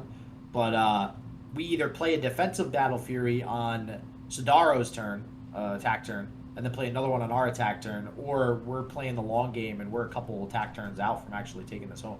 I don't think JO1's going to win the long game here, No. but I do agree that at the moment, it's kind of looking like Battle Fury on Staro's turn as well as a second Battle Fury on our turn, but those Tri-Beams are just kind of ticking up on Staro's side, as well as that stun coming out. Things looking pretty okay for the Draven Ezreal player. I haven't quite mathed out the damage, but I would imagine we don't even pull here. Yeah, just send it all face and say, hey, you want to do anything about this? And if we don't do anything about this, that does put Sidaro in a range, because Sidaro also has no heal. So both players, no access to anything like that. And if we do take this, what looks like 8 damage, go down to 9, that's a problem, because the next attack turn that does come through for JO1, I think we do have lethal at that point between Battle Fury and Shapestone. Especially if we play Battle Fury on Sidaro's next attack turn, plus Battle Fury on our next attack turn. But we are going to get the Shapestone now to push a little bit more damage. And suddenly things are looking okay for JO1. I don't know. I mean, Starro might be able... I mean, we could Tri-Beam one of these Yetis. Maybe even the Renekton as well. Not 100% sure where the Tri-Beams are at, but Ezreal actually might be leveling up here in one more target. Yeah, I was about to say that Static Shock early on really starting to pay dividends with the Ezreal, and I'm feeling pretty okay about the chances of JO1 still, though. I mean, the Troll Chant takes the Ezreal totally off the board, right? In the fact that you're not going to be able to get a Mystic Shot. Even if you level the Ezreal, it's going to have -1 attack. It goes up to 0 on the level up, so all it takes is a Troll Chant to completely negate that. The Calling Strike top deck is completely irrelevant. Maybe we sacrifice one of our Yetis to not eat 5 damage again. Yeah, it looks like we are actually considering that now. Looks like we're considering sacking... Okay, the Renekton, maybe not wanting to offer up the Flock target or something like that. That's weird. I don't know why. Oh, no, okay, no, because we want to play the Troll Chant, save the Renekton. Okay, so this just maximizes us staying as wide as possible off the board. So I don't hate that, but this means we might get double Tri-Beams here to clear out the Renekton and this Yeti. There's one. We'll see what we get. That is... okay. Yeah, Vanguard First Blade is not your ideal 4-drop. Nope. What about Tri-Beam 2, though? Battle Fury, though, still mana is available for it. We're going to be able to, sort of negate this, but it's just a damage push. That's only 3 damage. Interesting. Ooh, and... oh, is that? Oh, my... that's so bad. You did not want to see a post-combat Dark Water Scourge. This is not the sort of the ideal targeting for Starro. Can Starro pick up lethal, though? We've got the leveled Ezreal. the 2 lowest rolls. There's Back-to-back 2 on damage off the Fridays. ignition. There's another 2 damage off of the 0 mana thermo beam. Yep. There's 1 off the rummage. We might very well be able to find lethal here for Starro. And let's not forget, did you mention the 1 damage off of Calling Strike? I did not, but I'm calculating. Ooh, Scorched Earth. Oh, that's lethal. Wait, no, that's lethal. We're shy. Wait, no. 1, 2. We're shy. We're 1 off. We're just it depends shy. on what we get with Rummage. Depends on what we get with Rummage. Yeah, okay, so we rummage away the 2 dead cards in Ignition and a Tri-Beam Improbulator. Yep. And we kind of see where we go from there. It's out of everybody's hands now, though. All that matters is what is on the top of Starro's deck, and it's an Ezreal. Oh, wow. And that's going to do it. Now we just need Ezreal plus... I mean, is Calling Strike the safer option than the Mystic Shot is... What Starro is scared damage. of right now, and what he has to be cognizant of, but I don't think he can actually afford to play around it, is the Rite of Negation and a 3 Sisters into the Frozen Tomb, neither of which JO1 has. Starro is going to take a 2-0 victory and deny JO1 the win on his back-to-back top 4 performances. And Boulevard, I don't know, man. I think that this might do it. This might prove... They're both given the Shen emotes. This might prove what we were talking about earlier, Boulevard, in Sidaro, being one of the best players in Asia. It's the top 4 semifinals of the seasonal going up against JO1, who we all know, always top of the ladder, always topping seasonals, always an incredible player.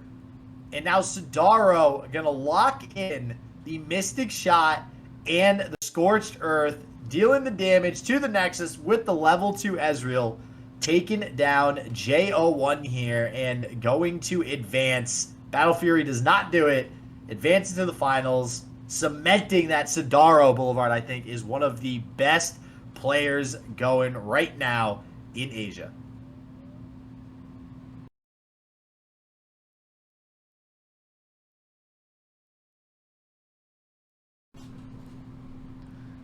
All right, Jdoza.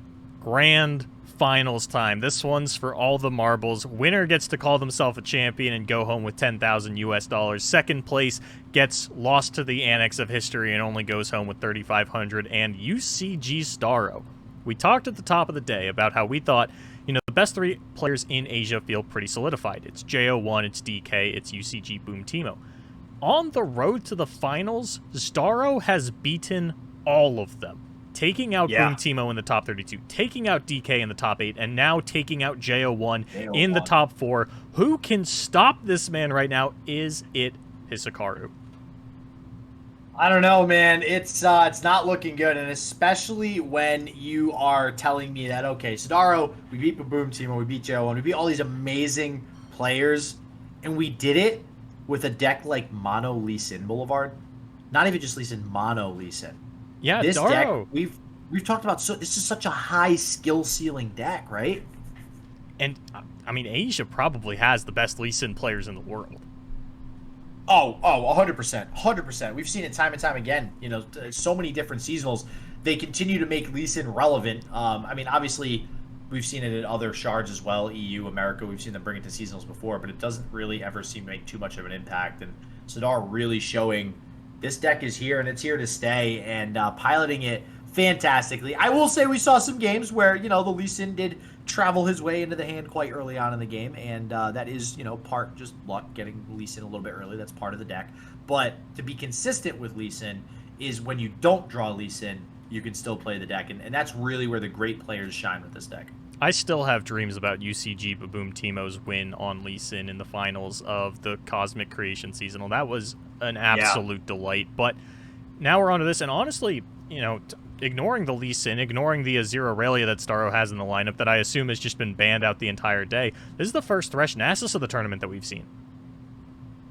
Yeah, makes me happy. I don't know about you. That you finally get to see your favorite deck. I know this makes you happy, and honestly, we are super wide on board. We are in sort of the ideal Yeah. situation for Thresh Nasus right now. The only thing that can make this better, the cherry on top, would be if we can just pull a Thresh off the top for turn 5. And honestly, if I know anything about Thresh Nasus, it's that there is an 85% chance that there's a Thresh on top of that deck. Is this like the best possible? Is this like the strongest board you could have on turn 4? Because Probably it not. Sure feels like it. It's close. It's definitely close. I feel like there's probably one other thing you could cram in there, but I mean, Yeah. a bunch of things with 3 health, that's rough.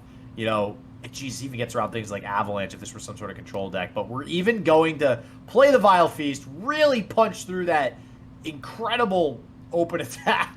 And Look, we spend the wow. first how many minutes of this game talking up Starro and their amazing run here, and then very quietly, Pisakaru just completely takes over the board, pushes 7 damage on turn 3, and is now, getting really, really close to lethal.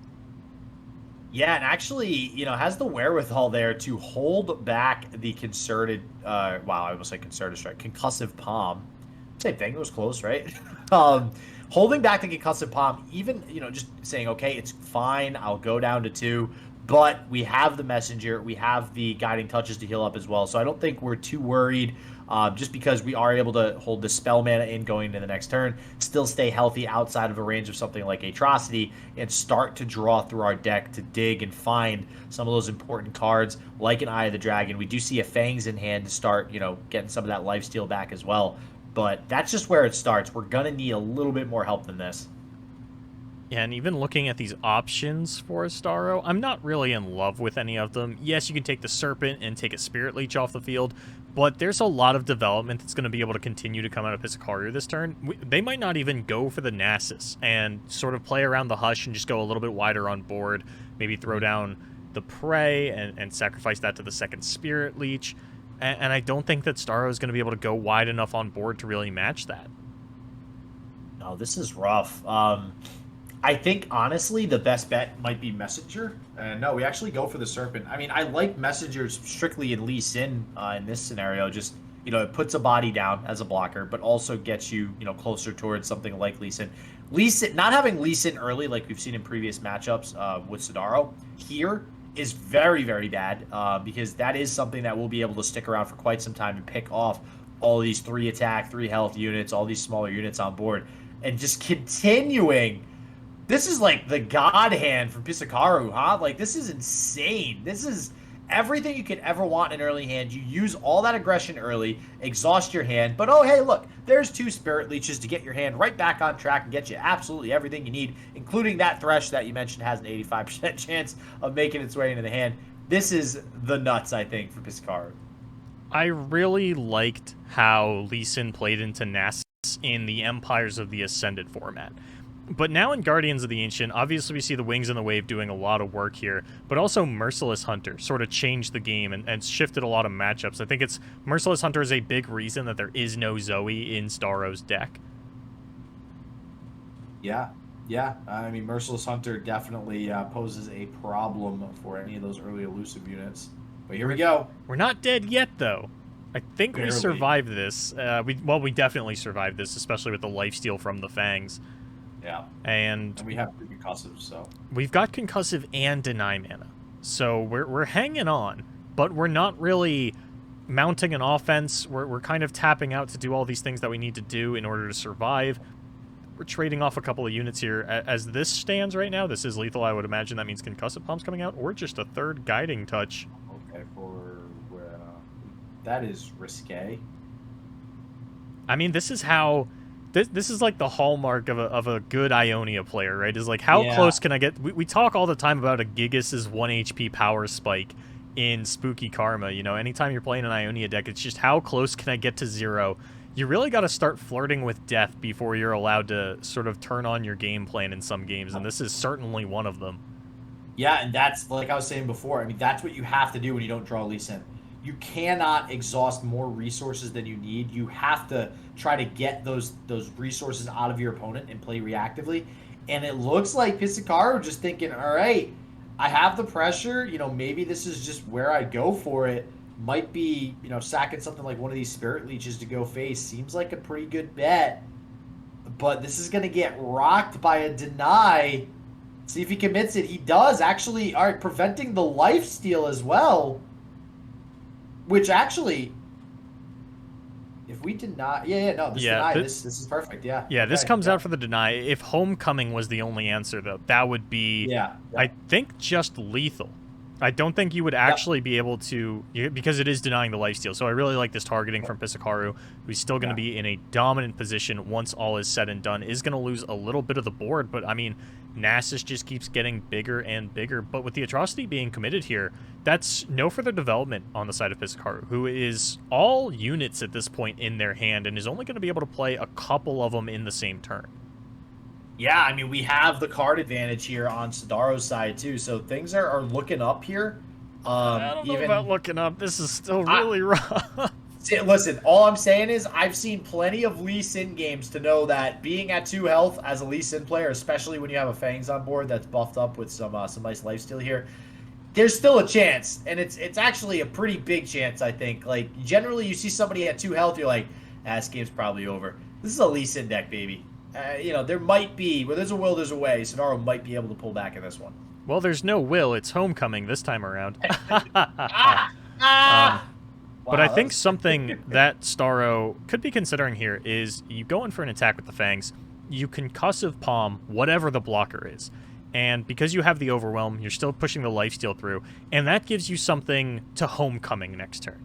Because as it stands, maybe we'll just get the Mentor of the Stones instead. You know, as long as you get something on board here, I think that's what you're really going to be interested in. Yeah, and, Mentor too, so we could continue to buff up this Fangs if we want. Possibly going for a Concussive Palm onto the Nasus. Or just going in with the Fangs. We'll see what happens here. I do like something like Concussive Palm on the Nasus because we'll actually get a couple extra, or at least one extra hit here with the Fangs being able to save it so it doesn't get chump blocked. I would imagine that Nasus is going to be blocking the Fangs, in which case you can hush that. What I don't love about the way that this play is currently lining up... Okay. My concern with the current line of play is that if Nasus just blocks the Mentor of the Stones, then Hush will not kill it, Nasus will level, which is a problem. We'll see how Pisakaru plays it, though. Actually does line up the Nasus onto the Fangs. Nope, back on... Ooh, Pisakaru's thinking about it. Oh boy. They're considering. This is so risky playing into Targon. I mean, this is why Targon has such a decent matchup versus Nasus Thresh. Hush just completely shuts down this dog, man. 2-2, much easier to deal with than any other iteration. If we just get a Nasus block onto the Fangs, I think Starro might be back in the game. Oh, now you think Sidaro's back in the game. Now that you see a Hush on a Nasus, you think he's back in the game. Yes. When did you want me to think they were back in the game? Things have looked very... The Lee Sin player. He's always in the game, all right? Things have looked very grim up until this point. If this Nasus doesn't die, Starro probably does. So, okay, we do rearrange it, and we're going to get the block down onto the Mentor. I like this line. Yeah. Now, do we... Yeah, I was just going to say, we could Concussive Palm. We need the blocker. So we actually get the extra blocker, and even if something else happens, we can get the additional +2/+2 onto the Fangs. But this lifesteal's huge right now. This is definitely keeping Sidaro in the game here, this Fangs. And very importantly, with that Fangs hit, it is now so much easier for Starro to win the game if Lee Sin is top deck. Previously, with Pisakaru at 20 HP, even a Lee Sin wouldn't have been enough to get Starro out of this. It's too much mana to throw down the Lee and then also get the Zenith Blade onto it and try to buff it up to 10 attack. It's not happening, buddy. You would need a second Lee Sin or a Resonating Strike to make that happen, and we just don't have that kind of hand available. At 13, that's easy. We only need a +2 attack. That you can find that on accident. Which you probably will with the Overwhelm left over onto this Fang. So I'm optimistic for Starro, but they are certainly not out of the woods yet. Yeah, what a great play with that Concussive Palm from Sidaro, too. Like, there was a lot of turns, we talked about this earlier, where Sidaro could have played the Concussive Palm, saved some damage, yada, yada, yada. But not only did that Concussive Palm save damage, because even though it was a blocker, we are keeping our Mentor of the Stones as a blocker, so theoretically that does save damage in the future. He also got Pisakaru to commit to a less than desirable block allowing that damage through from that Fangs, which I think is very, very important because that was very much a setup to allow for that instance to happen. So I think very smart play here from Sadaru, but Merciless Hunter putting Vulnerable finally onto the Fangs to potentially finally kill this thing is definitely a big deal. We do have another Concussive Palm to save it from a potential kill this turn, although it would have to be, it looks like, the Nasus that pulls it if we do want to go ahead and kill it, which honestly 7 damage, 6 when all is said and done, going onto the Nasus does not feel bad for Sadaru, but we are going to get the Concussive Palm. And the Concussive Palm onto the Nasus makes the attacks a lot more awkward for Pisakaru. There's too many fearsome blockers for the Merciless Hunters and the Bakai Reaper to really try and overwhelm your opponent and push through that lethal in sort of a cheesier way. You're not going to overwrite this Nasus to get down a 6th attacker, I don't think. That just seems completely wild and out there for me. But I things are starting to sort of slowly get back into Staro's favor, and I'm starting to wonder, Jdoza, is this Fangs just going to be able to push through lethal all on its own? Possibly. I mean, it's got overwhelmed, man. This is definitely looking to be pretty good. You know what's funny, too? We have a Homecoming that, interestingly enough, works quite nicely here with these Tails of the Dragon that you see on the field. And, I think it's an interaction that I mentioned because we don't see it too often. This would actually give us not only a recall onto a unit to potentially push through overwhelm damage onto this, or for this Fangs, but also is going to get us another Concussive Bomb to, again, prevent the Fangs from being killed, keep this Nasus at bay on the following turn. So we have at least a couple more turns of sitting back, relaxing, knowing that, all right, we don't have to worry about this Nasus. Do we have to worry about something like a Atrocity? No, we don't. Why? We have that Hush in hand still. So things are looking great. We even have deep meds to go ahead and dig more from the deck. So yeah, Boulevard, I would not be surprised if Fangs just takes this one home. I'm looking at it, Jdoza, and I'm thinking, okay, good. if we Homecoming, one of these Tails of the Dragon, we stop the Thresh from challenging the Mentor. We all in. We say balls to the wall. We throw that 3rd Zenith Blade onto the Fangs as well as the Bastion. We're 1 shy of lethal. We're going to have a 12 attack Fangs if we absolutely all in on it. We have the Concussive Palm to get the blocker out of the way to make sure that we push through the damage. Actually, I think if the Mentor dies, the gems, gems give you lethal. Yeah, yep. Not to mention the Bastion. This is actually it. The Bastion plus the Zenith plus the 3 gems is lethal. And is there anything in Pisakaru's deck? Black Spear ×2? Nothing's going to kill it. Not through the Bastion as well as all of these gems and things like that. Yeah, I mean, the Bastion is necessary for the lethal, but I'm mathing it out, and you just... The one vulnerability at the moment is that Homecoming is necessary for the lethal. So, but what are you going to draw that's going to stop that? And a Deny top deck... And the Black Spear, that's not it. Yeah, wow. No, the Deny top deck means that we can stop a Rite of Negation. Starro has lethal. Yep. Are they going to do it? He's going for it. That is the 3rd Zenith Blade. He's going for it. You talk so often about Lee Sin players. Can they find it without the Lee Sin? And Starro, welcome to the Elite. Why does this always... In the finals of the Asia Seasonal is the time for Lee Sin players to shine. Like UCG Boom Teemo before him. Starro has... Starro's shy. Why is Starro shy? No, we're not. We play the Homecoming. We're good. No, I mean, this isn't 13 damage. Oh, I was looking at 9, actually. Yeah, good point. Where did we screw up the math? Yeah. Did we just screw up the math this entire time?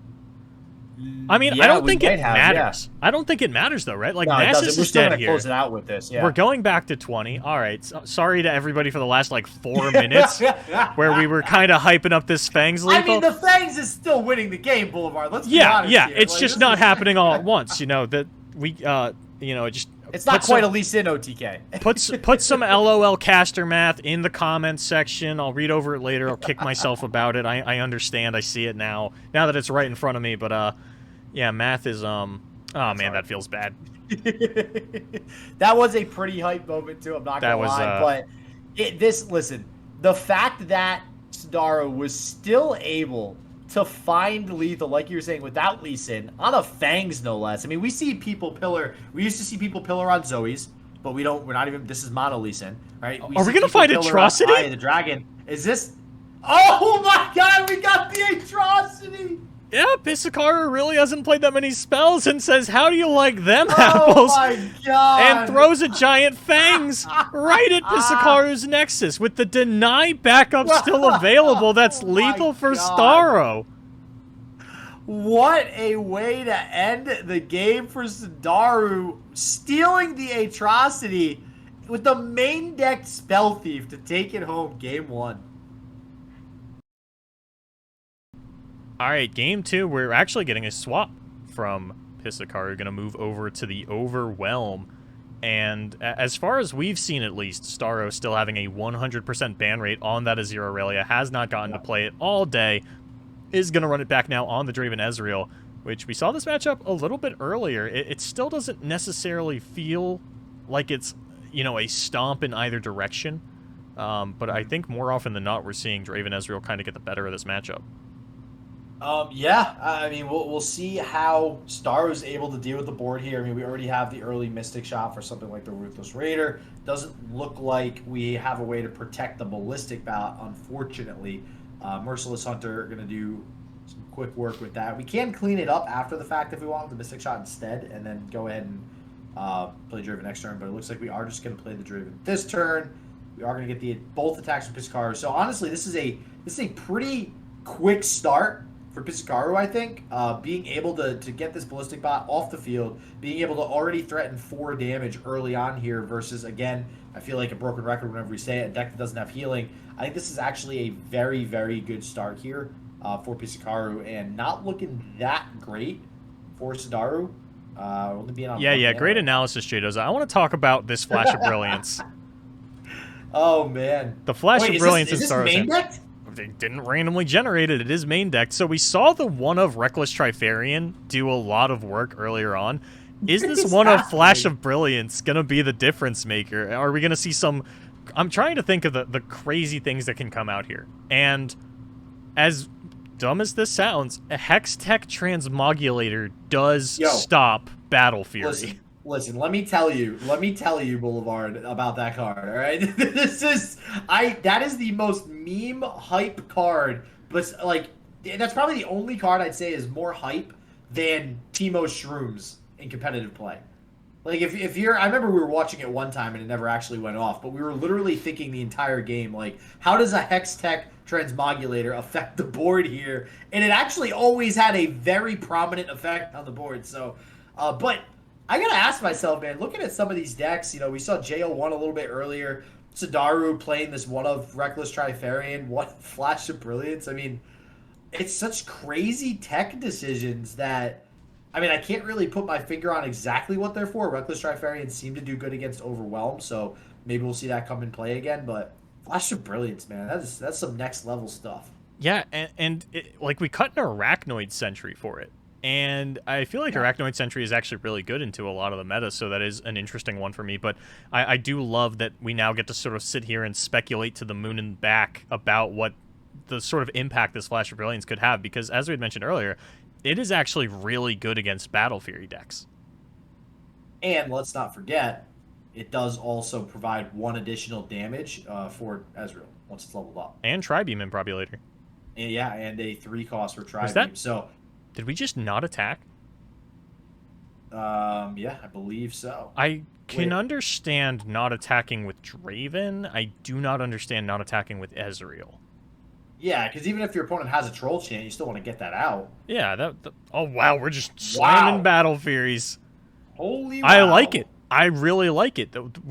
It's such a mouthful to be a broken record about, but Draven Ezreal does not handle large, undamaged units at fast speed. Yeah, and you know, it's funny because, like, I just mentioned the no healing again earlier. These are 2 things, the no healing and the large units at fast speed. These are the weaknesses of Draven Ezreal. The reason why we are always, you know, broken record, you know, repeating these is because Draven Ezreal, in all reality, does not have a whole lot of weaknesses. It's a very well-rounded deck, but there's 2 glaring ones that you have to take advantage of as the person going up against Draven Ezreal. And again, to repeat something we went over earlier, there's two Battle Furies in hand, so I love Pisakaru getting one out and in play early on, and then still having that other one to follow up. I really thought that was going to be the Flash of Brilliance. I thought, we're not using the 5-unit mana, we might as well see what's inside. Hextech Transmogulator wouldn't have done anything because it can only transform followers into followers, so we couldn't, like, turn this Ruthless Raider into a Draven. And, yeah, now we get True Shot Barrage. Not... It's so much less exciting now that we get to stare it in the face and see what it is. This is not sort of the ideal, and... I don't even... Yeah, this, even a 9 damage Thermo Beam might not be enough to kill this Ruthless Raider if Pisakaru just hangs on to this this Three Sisters and can get a Fury of the North out onto it. I mean, it won't matter. I think, Pisakaru, we have Rune Runner as well. So even if we just take all this damage, we throw down Rune Runner next turn, we'll have exactly 8 mana to go ahead and play Battle Fury. Rune Runner plus Battle Fury is going to be able to take over the game. So I do think that this is a very smart play from Pisakaru. Playing this first Battle Fury early. I think you got to play the hand that you're dealt, and this hand just happened to have 2 Battle Furies in it. So playing them out makes a lot of sense, and it's looking like Pisakaru, because of it, is going to be able to tie things up here 1-1. And Boulevard, we all love Game 3s over here, especially in Grand Finals. Absolutely, we do. I'm trying to think if there is any way out of this for Starro, and what I'm sort of seeing right here is that if the damage goes unblocked, Starro's throwing 8 unit damage, get a follow-up Mystic Shot off that, Pisakaru's down to 10. We've got a True Shot Barrage and another Mystic Shot in hand. There is a universe where we could find a lethal, especially if there is a Scorched Earth coming off the top to actually deal with this large unit. But as you had mentioned, I think the Ruin Runner and the second Battle Fury probably going to deal with anything that Starro throws out. Yeah, this is unfortunate for Sadaru, but, we did have that game up, so that's going to be pretty beneficial here. We have the Ravenous Flock now to combat the, or to at least get this Raider off the field, but it's not going to matter. Yeah, not gonna matter. We need Pisakaru to commit the Ruin Runner if we're going to be able to get this Flock off, and Pisakaru's not going for it. They're saying, I know that you've got something for this, you need to use it now, and maybe we just let this die. Maybe we don't. It's a little hard to say, because if you do throw down the Ruin Runner, that is also just immediately getting sacrificed to a Mystic Shot Thermo Beam. Yeah, with 7 mana still open, this one's hard. I mean, you could just play the Shapestone and save it. Then you don't have Ruin Runner plus Battle Fury, so that is something to think about. I think that no matter what, Starro gets to kill this turn. Even through the Troll Chant and the Shapestone, we've got, Thermo Beams and Mystic Shots. We can kill this, and if too much mana is committed to the point where Ruin Runner can't come down as well, Pisakaru is actually in a bit of a rough spot. Yeah, possibly. We'll see how Pisakaru responds here. If we play the Troll Chant, we don't have Ruin Runner, which is really unfortunate. If we I think it starts with Shapestone. But if we Shapestone and Ruin Runner, we don't have Battle Fury next turn. Starro has actually caught Pisakaru in a really awkward scenario, and it looks like we are just going to let this die, but if you throw down the Ruin Runner now, you know that there is a free Mystic Shot that Starro is absolutely just going to throw at that unit, and then if there is some follow-up removal, things aren't looking good, because that Tri-Beam is at 4 damage. Yeah, I'm curious to see... I'm really curious to see what Pisakaru does here, because this is not an easy... Yeah, I was going to say this is not an easy pass. I guess the idea is, okay, we get Starro to play this Mystic Shot, just wanting to utilize it, being on 7 mana right now. It's going to feel bad blowing that mana and sending the attack token over to Pisakaru. But yeah, we are just going to get rid of it, pass it back on over, and this does guarantee, not having something like a Ruin Runner plus Battle Fury coming down this turn. So I don't hate both players' decisions there. I think both players made the correct decision, but at the end of the day, it did favor Sadaru a little bit. But this is still looking pretty good for Pisakaru. I don't know if it is Jdoza. The ability to find time to play the Battle Fury with an Overwhelm is very, very quickly fading away. All right, well, here is... Okay, that was quick. As we say that, that's just lethal. That was... All right, that was very quick, and I don't think there's anything that Sadaru can do about this, and that means Pisakaru is going to take game number 2 and tie it up 1-1 here in the grand finals. Grand finals, game 3. You love to see it. Thresh Nasus versus Draven Ezreal. One of the actual sort of staple matchups of the meta. Haven't really seen it a whole lot today, but we are going to get it here in the final hour. And not as aggressive as an opener for Pisakaru as there was in game number 1. And double Tri-Beam for Starro looks really good. Yeah, I mean, whenever you... Well, all right, hold on, though. Let's back up a second. Okay, backing up. Because one Tri-Beam in the starting hand, I feel, is pretty good. But 2 Tri-Beams, I feel like, can be too much at times and kind of clog up the hand. Wrong.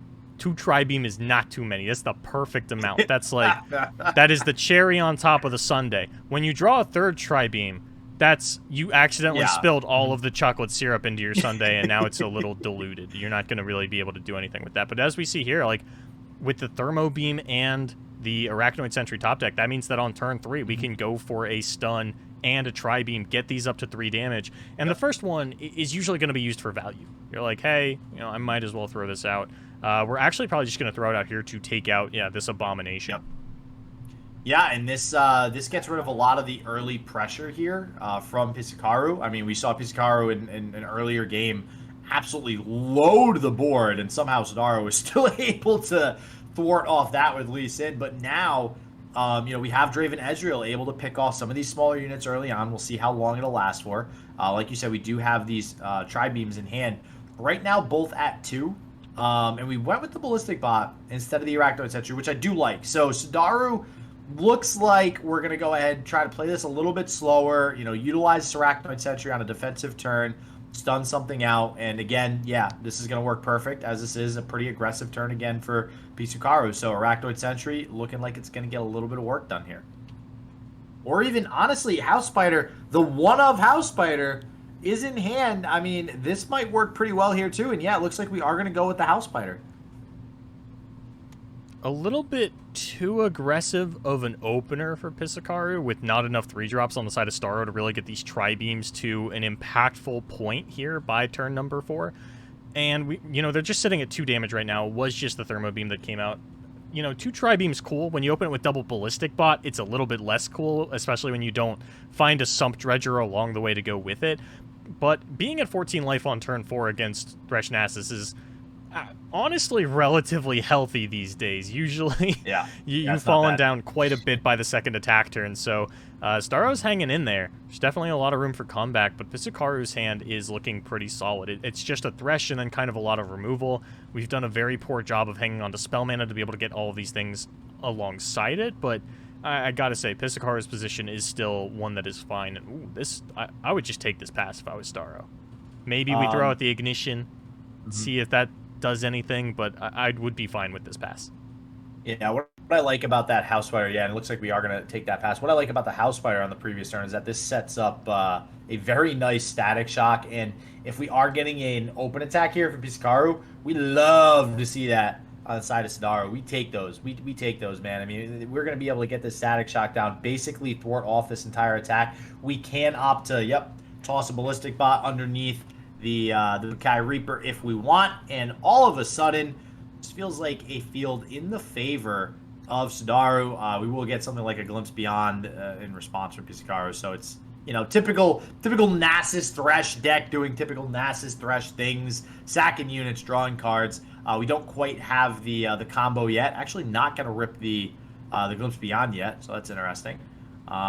But yeah, I'm actually really liking Star's position. We're getting some more 3-drops. We have the Ballistic Bots slowly pushing through damage. There's yet another Ballistic Bot coming down. And, man, I remember when this card was first released. So good, man. Just free Ignition every single turn. Just slowly whittling down your opponent in a deck like this does so much work for Draven Ezreal. That 1 damage, or in this case, 2 damage every turn, does a whole lot more than you'd think it would.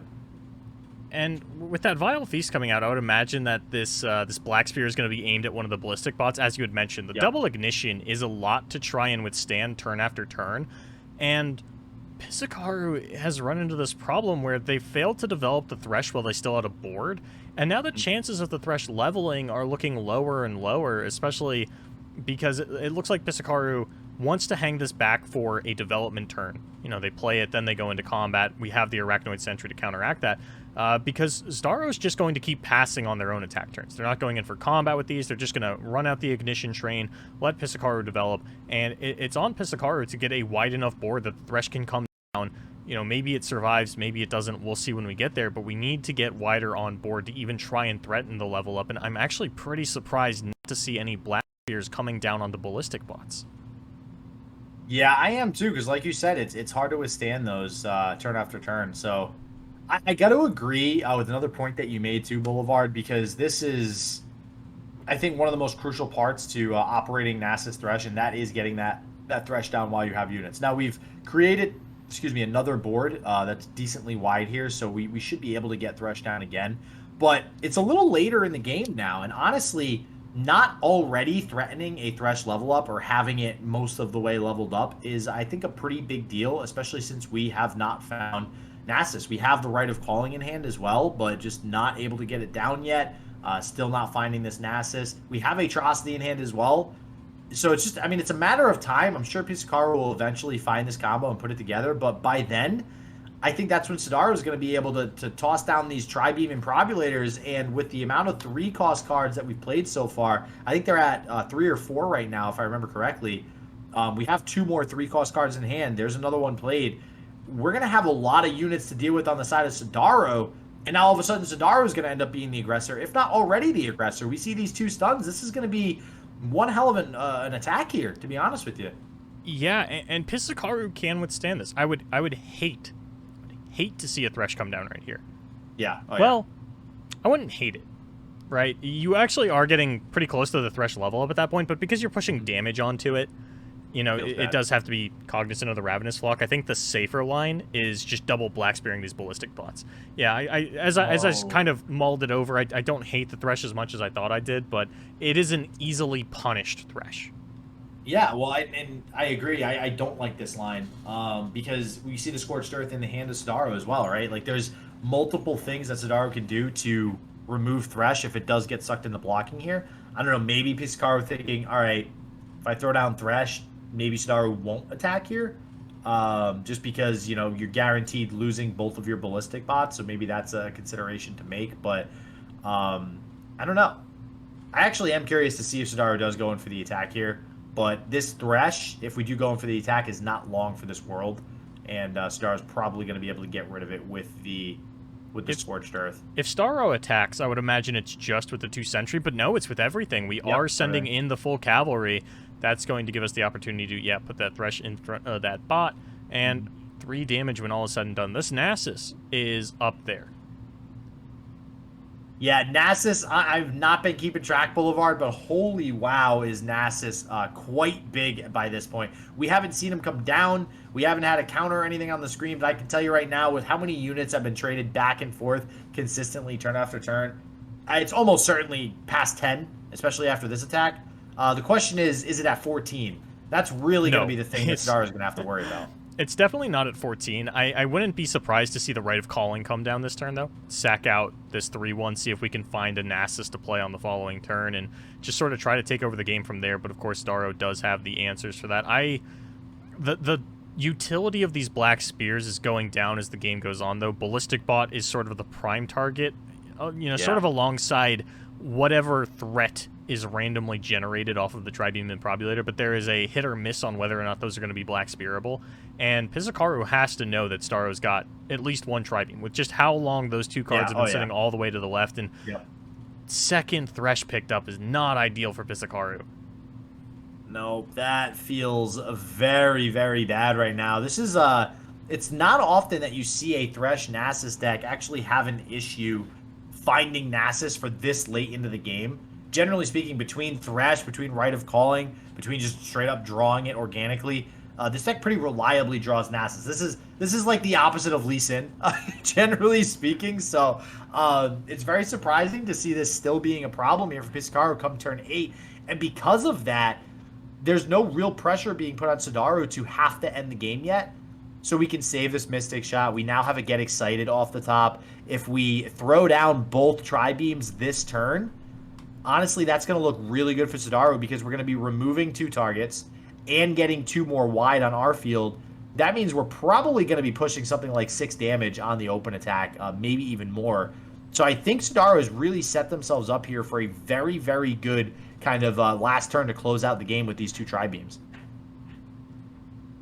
It really depends on what comes out of them. Are they Black Spearable, things of that nature? But I do like the full clear here that Sidaro is going for, and maybe Pisakaru is staring at these Black Spears saying, hey, they've been in hand a little bit too long. I'm going to throw one out onto the Arachnoid Sentry because realistically, what other value am I going to be able to get? And then might get punished by the Tri-Beam Improbulators. Bakai Reaper off the top is not what you want to be seeing at this stage of the game. We are really just in the Nasus waiting room for Pisakaru. Yeah, I mean, we have... so Thresh seems decent to throw down now just because it's kind of on curve. You save the mana, but there is the Black Spear finally getting utilized there, which does feel bad. I mean, I feel like we had some better targets earlier on. Do have to end up using it on the Arachnoid Sentry. So, you know, it kind of just is what it is at this point. But Sidaro quick on the passes now. Boulevard just... All right, just whipping it back on over to Pisakaru, and another atrocity. Pisakaru is still wrecked. And Starro now finds we have Ezreal. Yeah, things are looking really good for Starro here. It felt like Starro had no business winning that first game, and it almost feels like Starro has no business winning this game either. Yeah. But Pisakaru just unable to find the Nasus. And there's the Reckless Trifarian.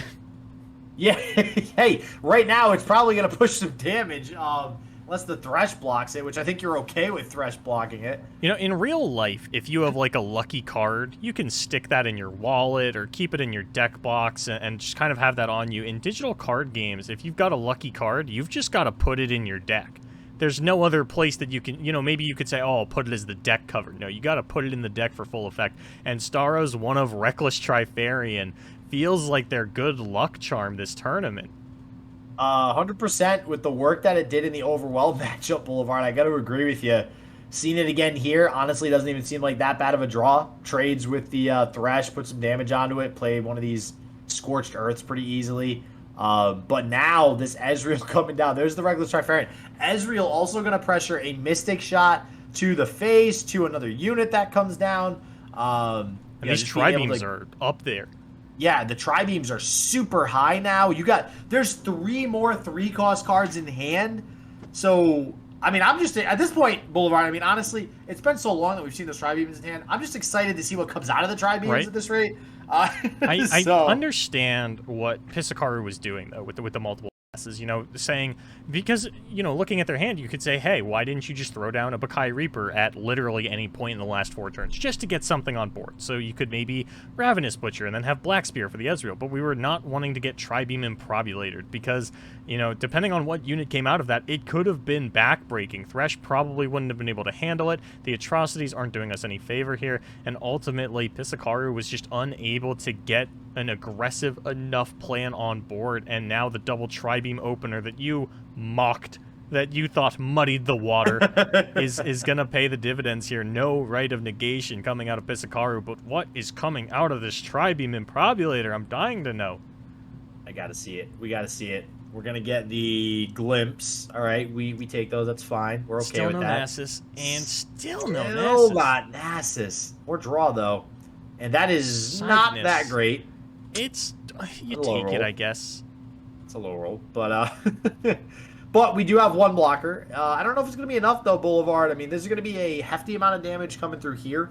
Not to mention we have the follow-up Get Excited if we need to at some point, which represents really 4 damage at this point if we send it face with the Ezreal on board. So things are looking up. There's the we are gonna get the Black Spear though onto the Ezreal. I would imagine Starro's not throwing a Get Excited at face just to get that extra 1 point of... Oh, he is. Wow. He's thinking about it. I don't think that's worth it right now. I mean, what is that? That's going to be 4, 9. I mean, that puts Pisakaru at 2. For what it's worth, I don't think this Tri-Beam... Or I don't think the second Scorched Earth, rather, is ever getting value. You're kind of hanging on to one of those for the Nasus, but, you know, you're not really you don't have any special plans for that second one. Yeah, and I mean, I think you have the tempo on board where you feel pretty confident in being able to push through 2 damage on your next attack turn, but nope, we're going to go ahead, save it for the time being. I also don't hate that, so, you know, it is what it is, but we have 2 units still, so I think we still feel like we're in a pretty good spot. We're still ahead in overall tempo on board. So, and we have this Tri-Beam, number 2 Tri-Beam still in hand, going to be able to swing that tempo back again. Another and then Ezreal. Ezreal again off the top. Oh, man. And Pisakaru's still unable to find the Nasus. Not that it would make that much of it. Well, it could make that much of a difference depending on what its attack would be at right now. You know, if it actually was at 14, which at this stage of the game, it very well could be close. Oh, yeah. But I do think that this second Ezreal is going to be enough to end the game. Pisakaru could attempt to kill it with Spirit Leech and Atrocity, but unless you do it in response to the Get Excited going phase, that Get Excited is just going to blast that Spirit Leech to Kingdom Come. So believe the way this is going to play out is Ezreal comes down, Spirit Leech comes down, we Tri-Beam that bad boy, Atrocity comes out, Get Excited might even just kill at that point, but I do believe that Starro finally has this one getting wrapped up here. Probably going to have to wait until the next attack turn, but certainly will be happening.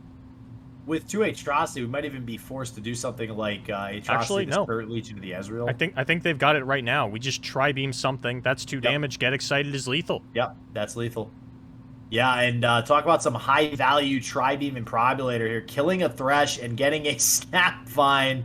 A little bit of a low roll, I think. I feel like you're not getting a lot of value out of the other followers in your deck transforming. Who cares about the low roll, Jdoza? There is lethal in hand for... Okay, Starro's not going for it just yet. Respectably. No, you take the attack with Ezreal first and say, hey, now we definitely have it. Yeah, this is just going to be it. The Rite of Negation doesn't change anything with the Mystic Shot top deck, as well as the free Mystic Shot getting generated, and UCG Starro taking down the 3 giants in Boom, Teemo, DK, and JO1, going to be your Guardians of the Ancient Seasonal Champion just as soon as everything gets wrapped up here. That is a lock-in on the blocks from Pisakaru, 2 damage from the Ezreal, gives you a Mystic Shot with the second one in hand. That is going to be it, and the Lucky Charm Reckless Trifarian was there for the whole thing. Yeah, this is one heck of a game that we will not be forgetting, Boulevard, or one heck of a series and run from Sadaru heading up to the finals here. Who would have thought after seeing Sadaru draw all those Lee Sins, it comes down to not drawing a Nasus and Sadaru taking home the victory.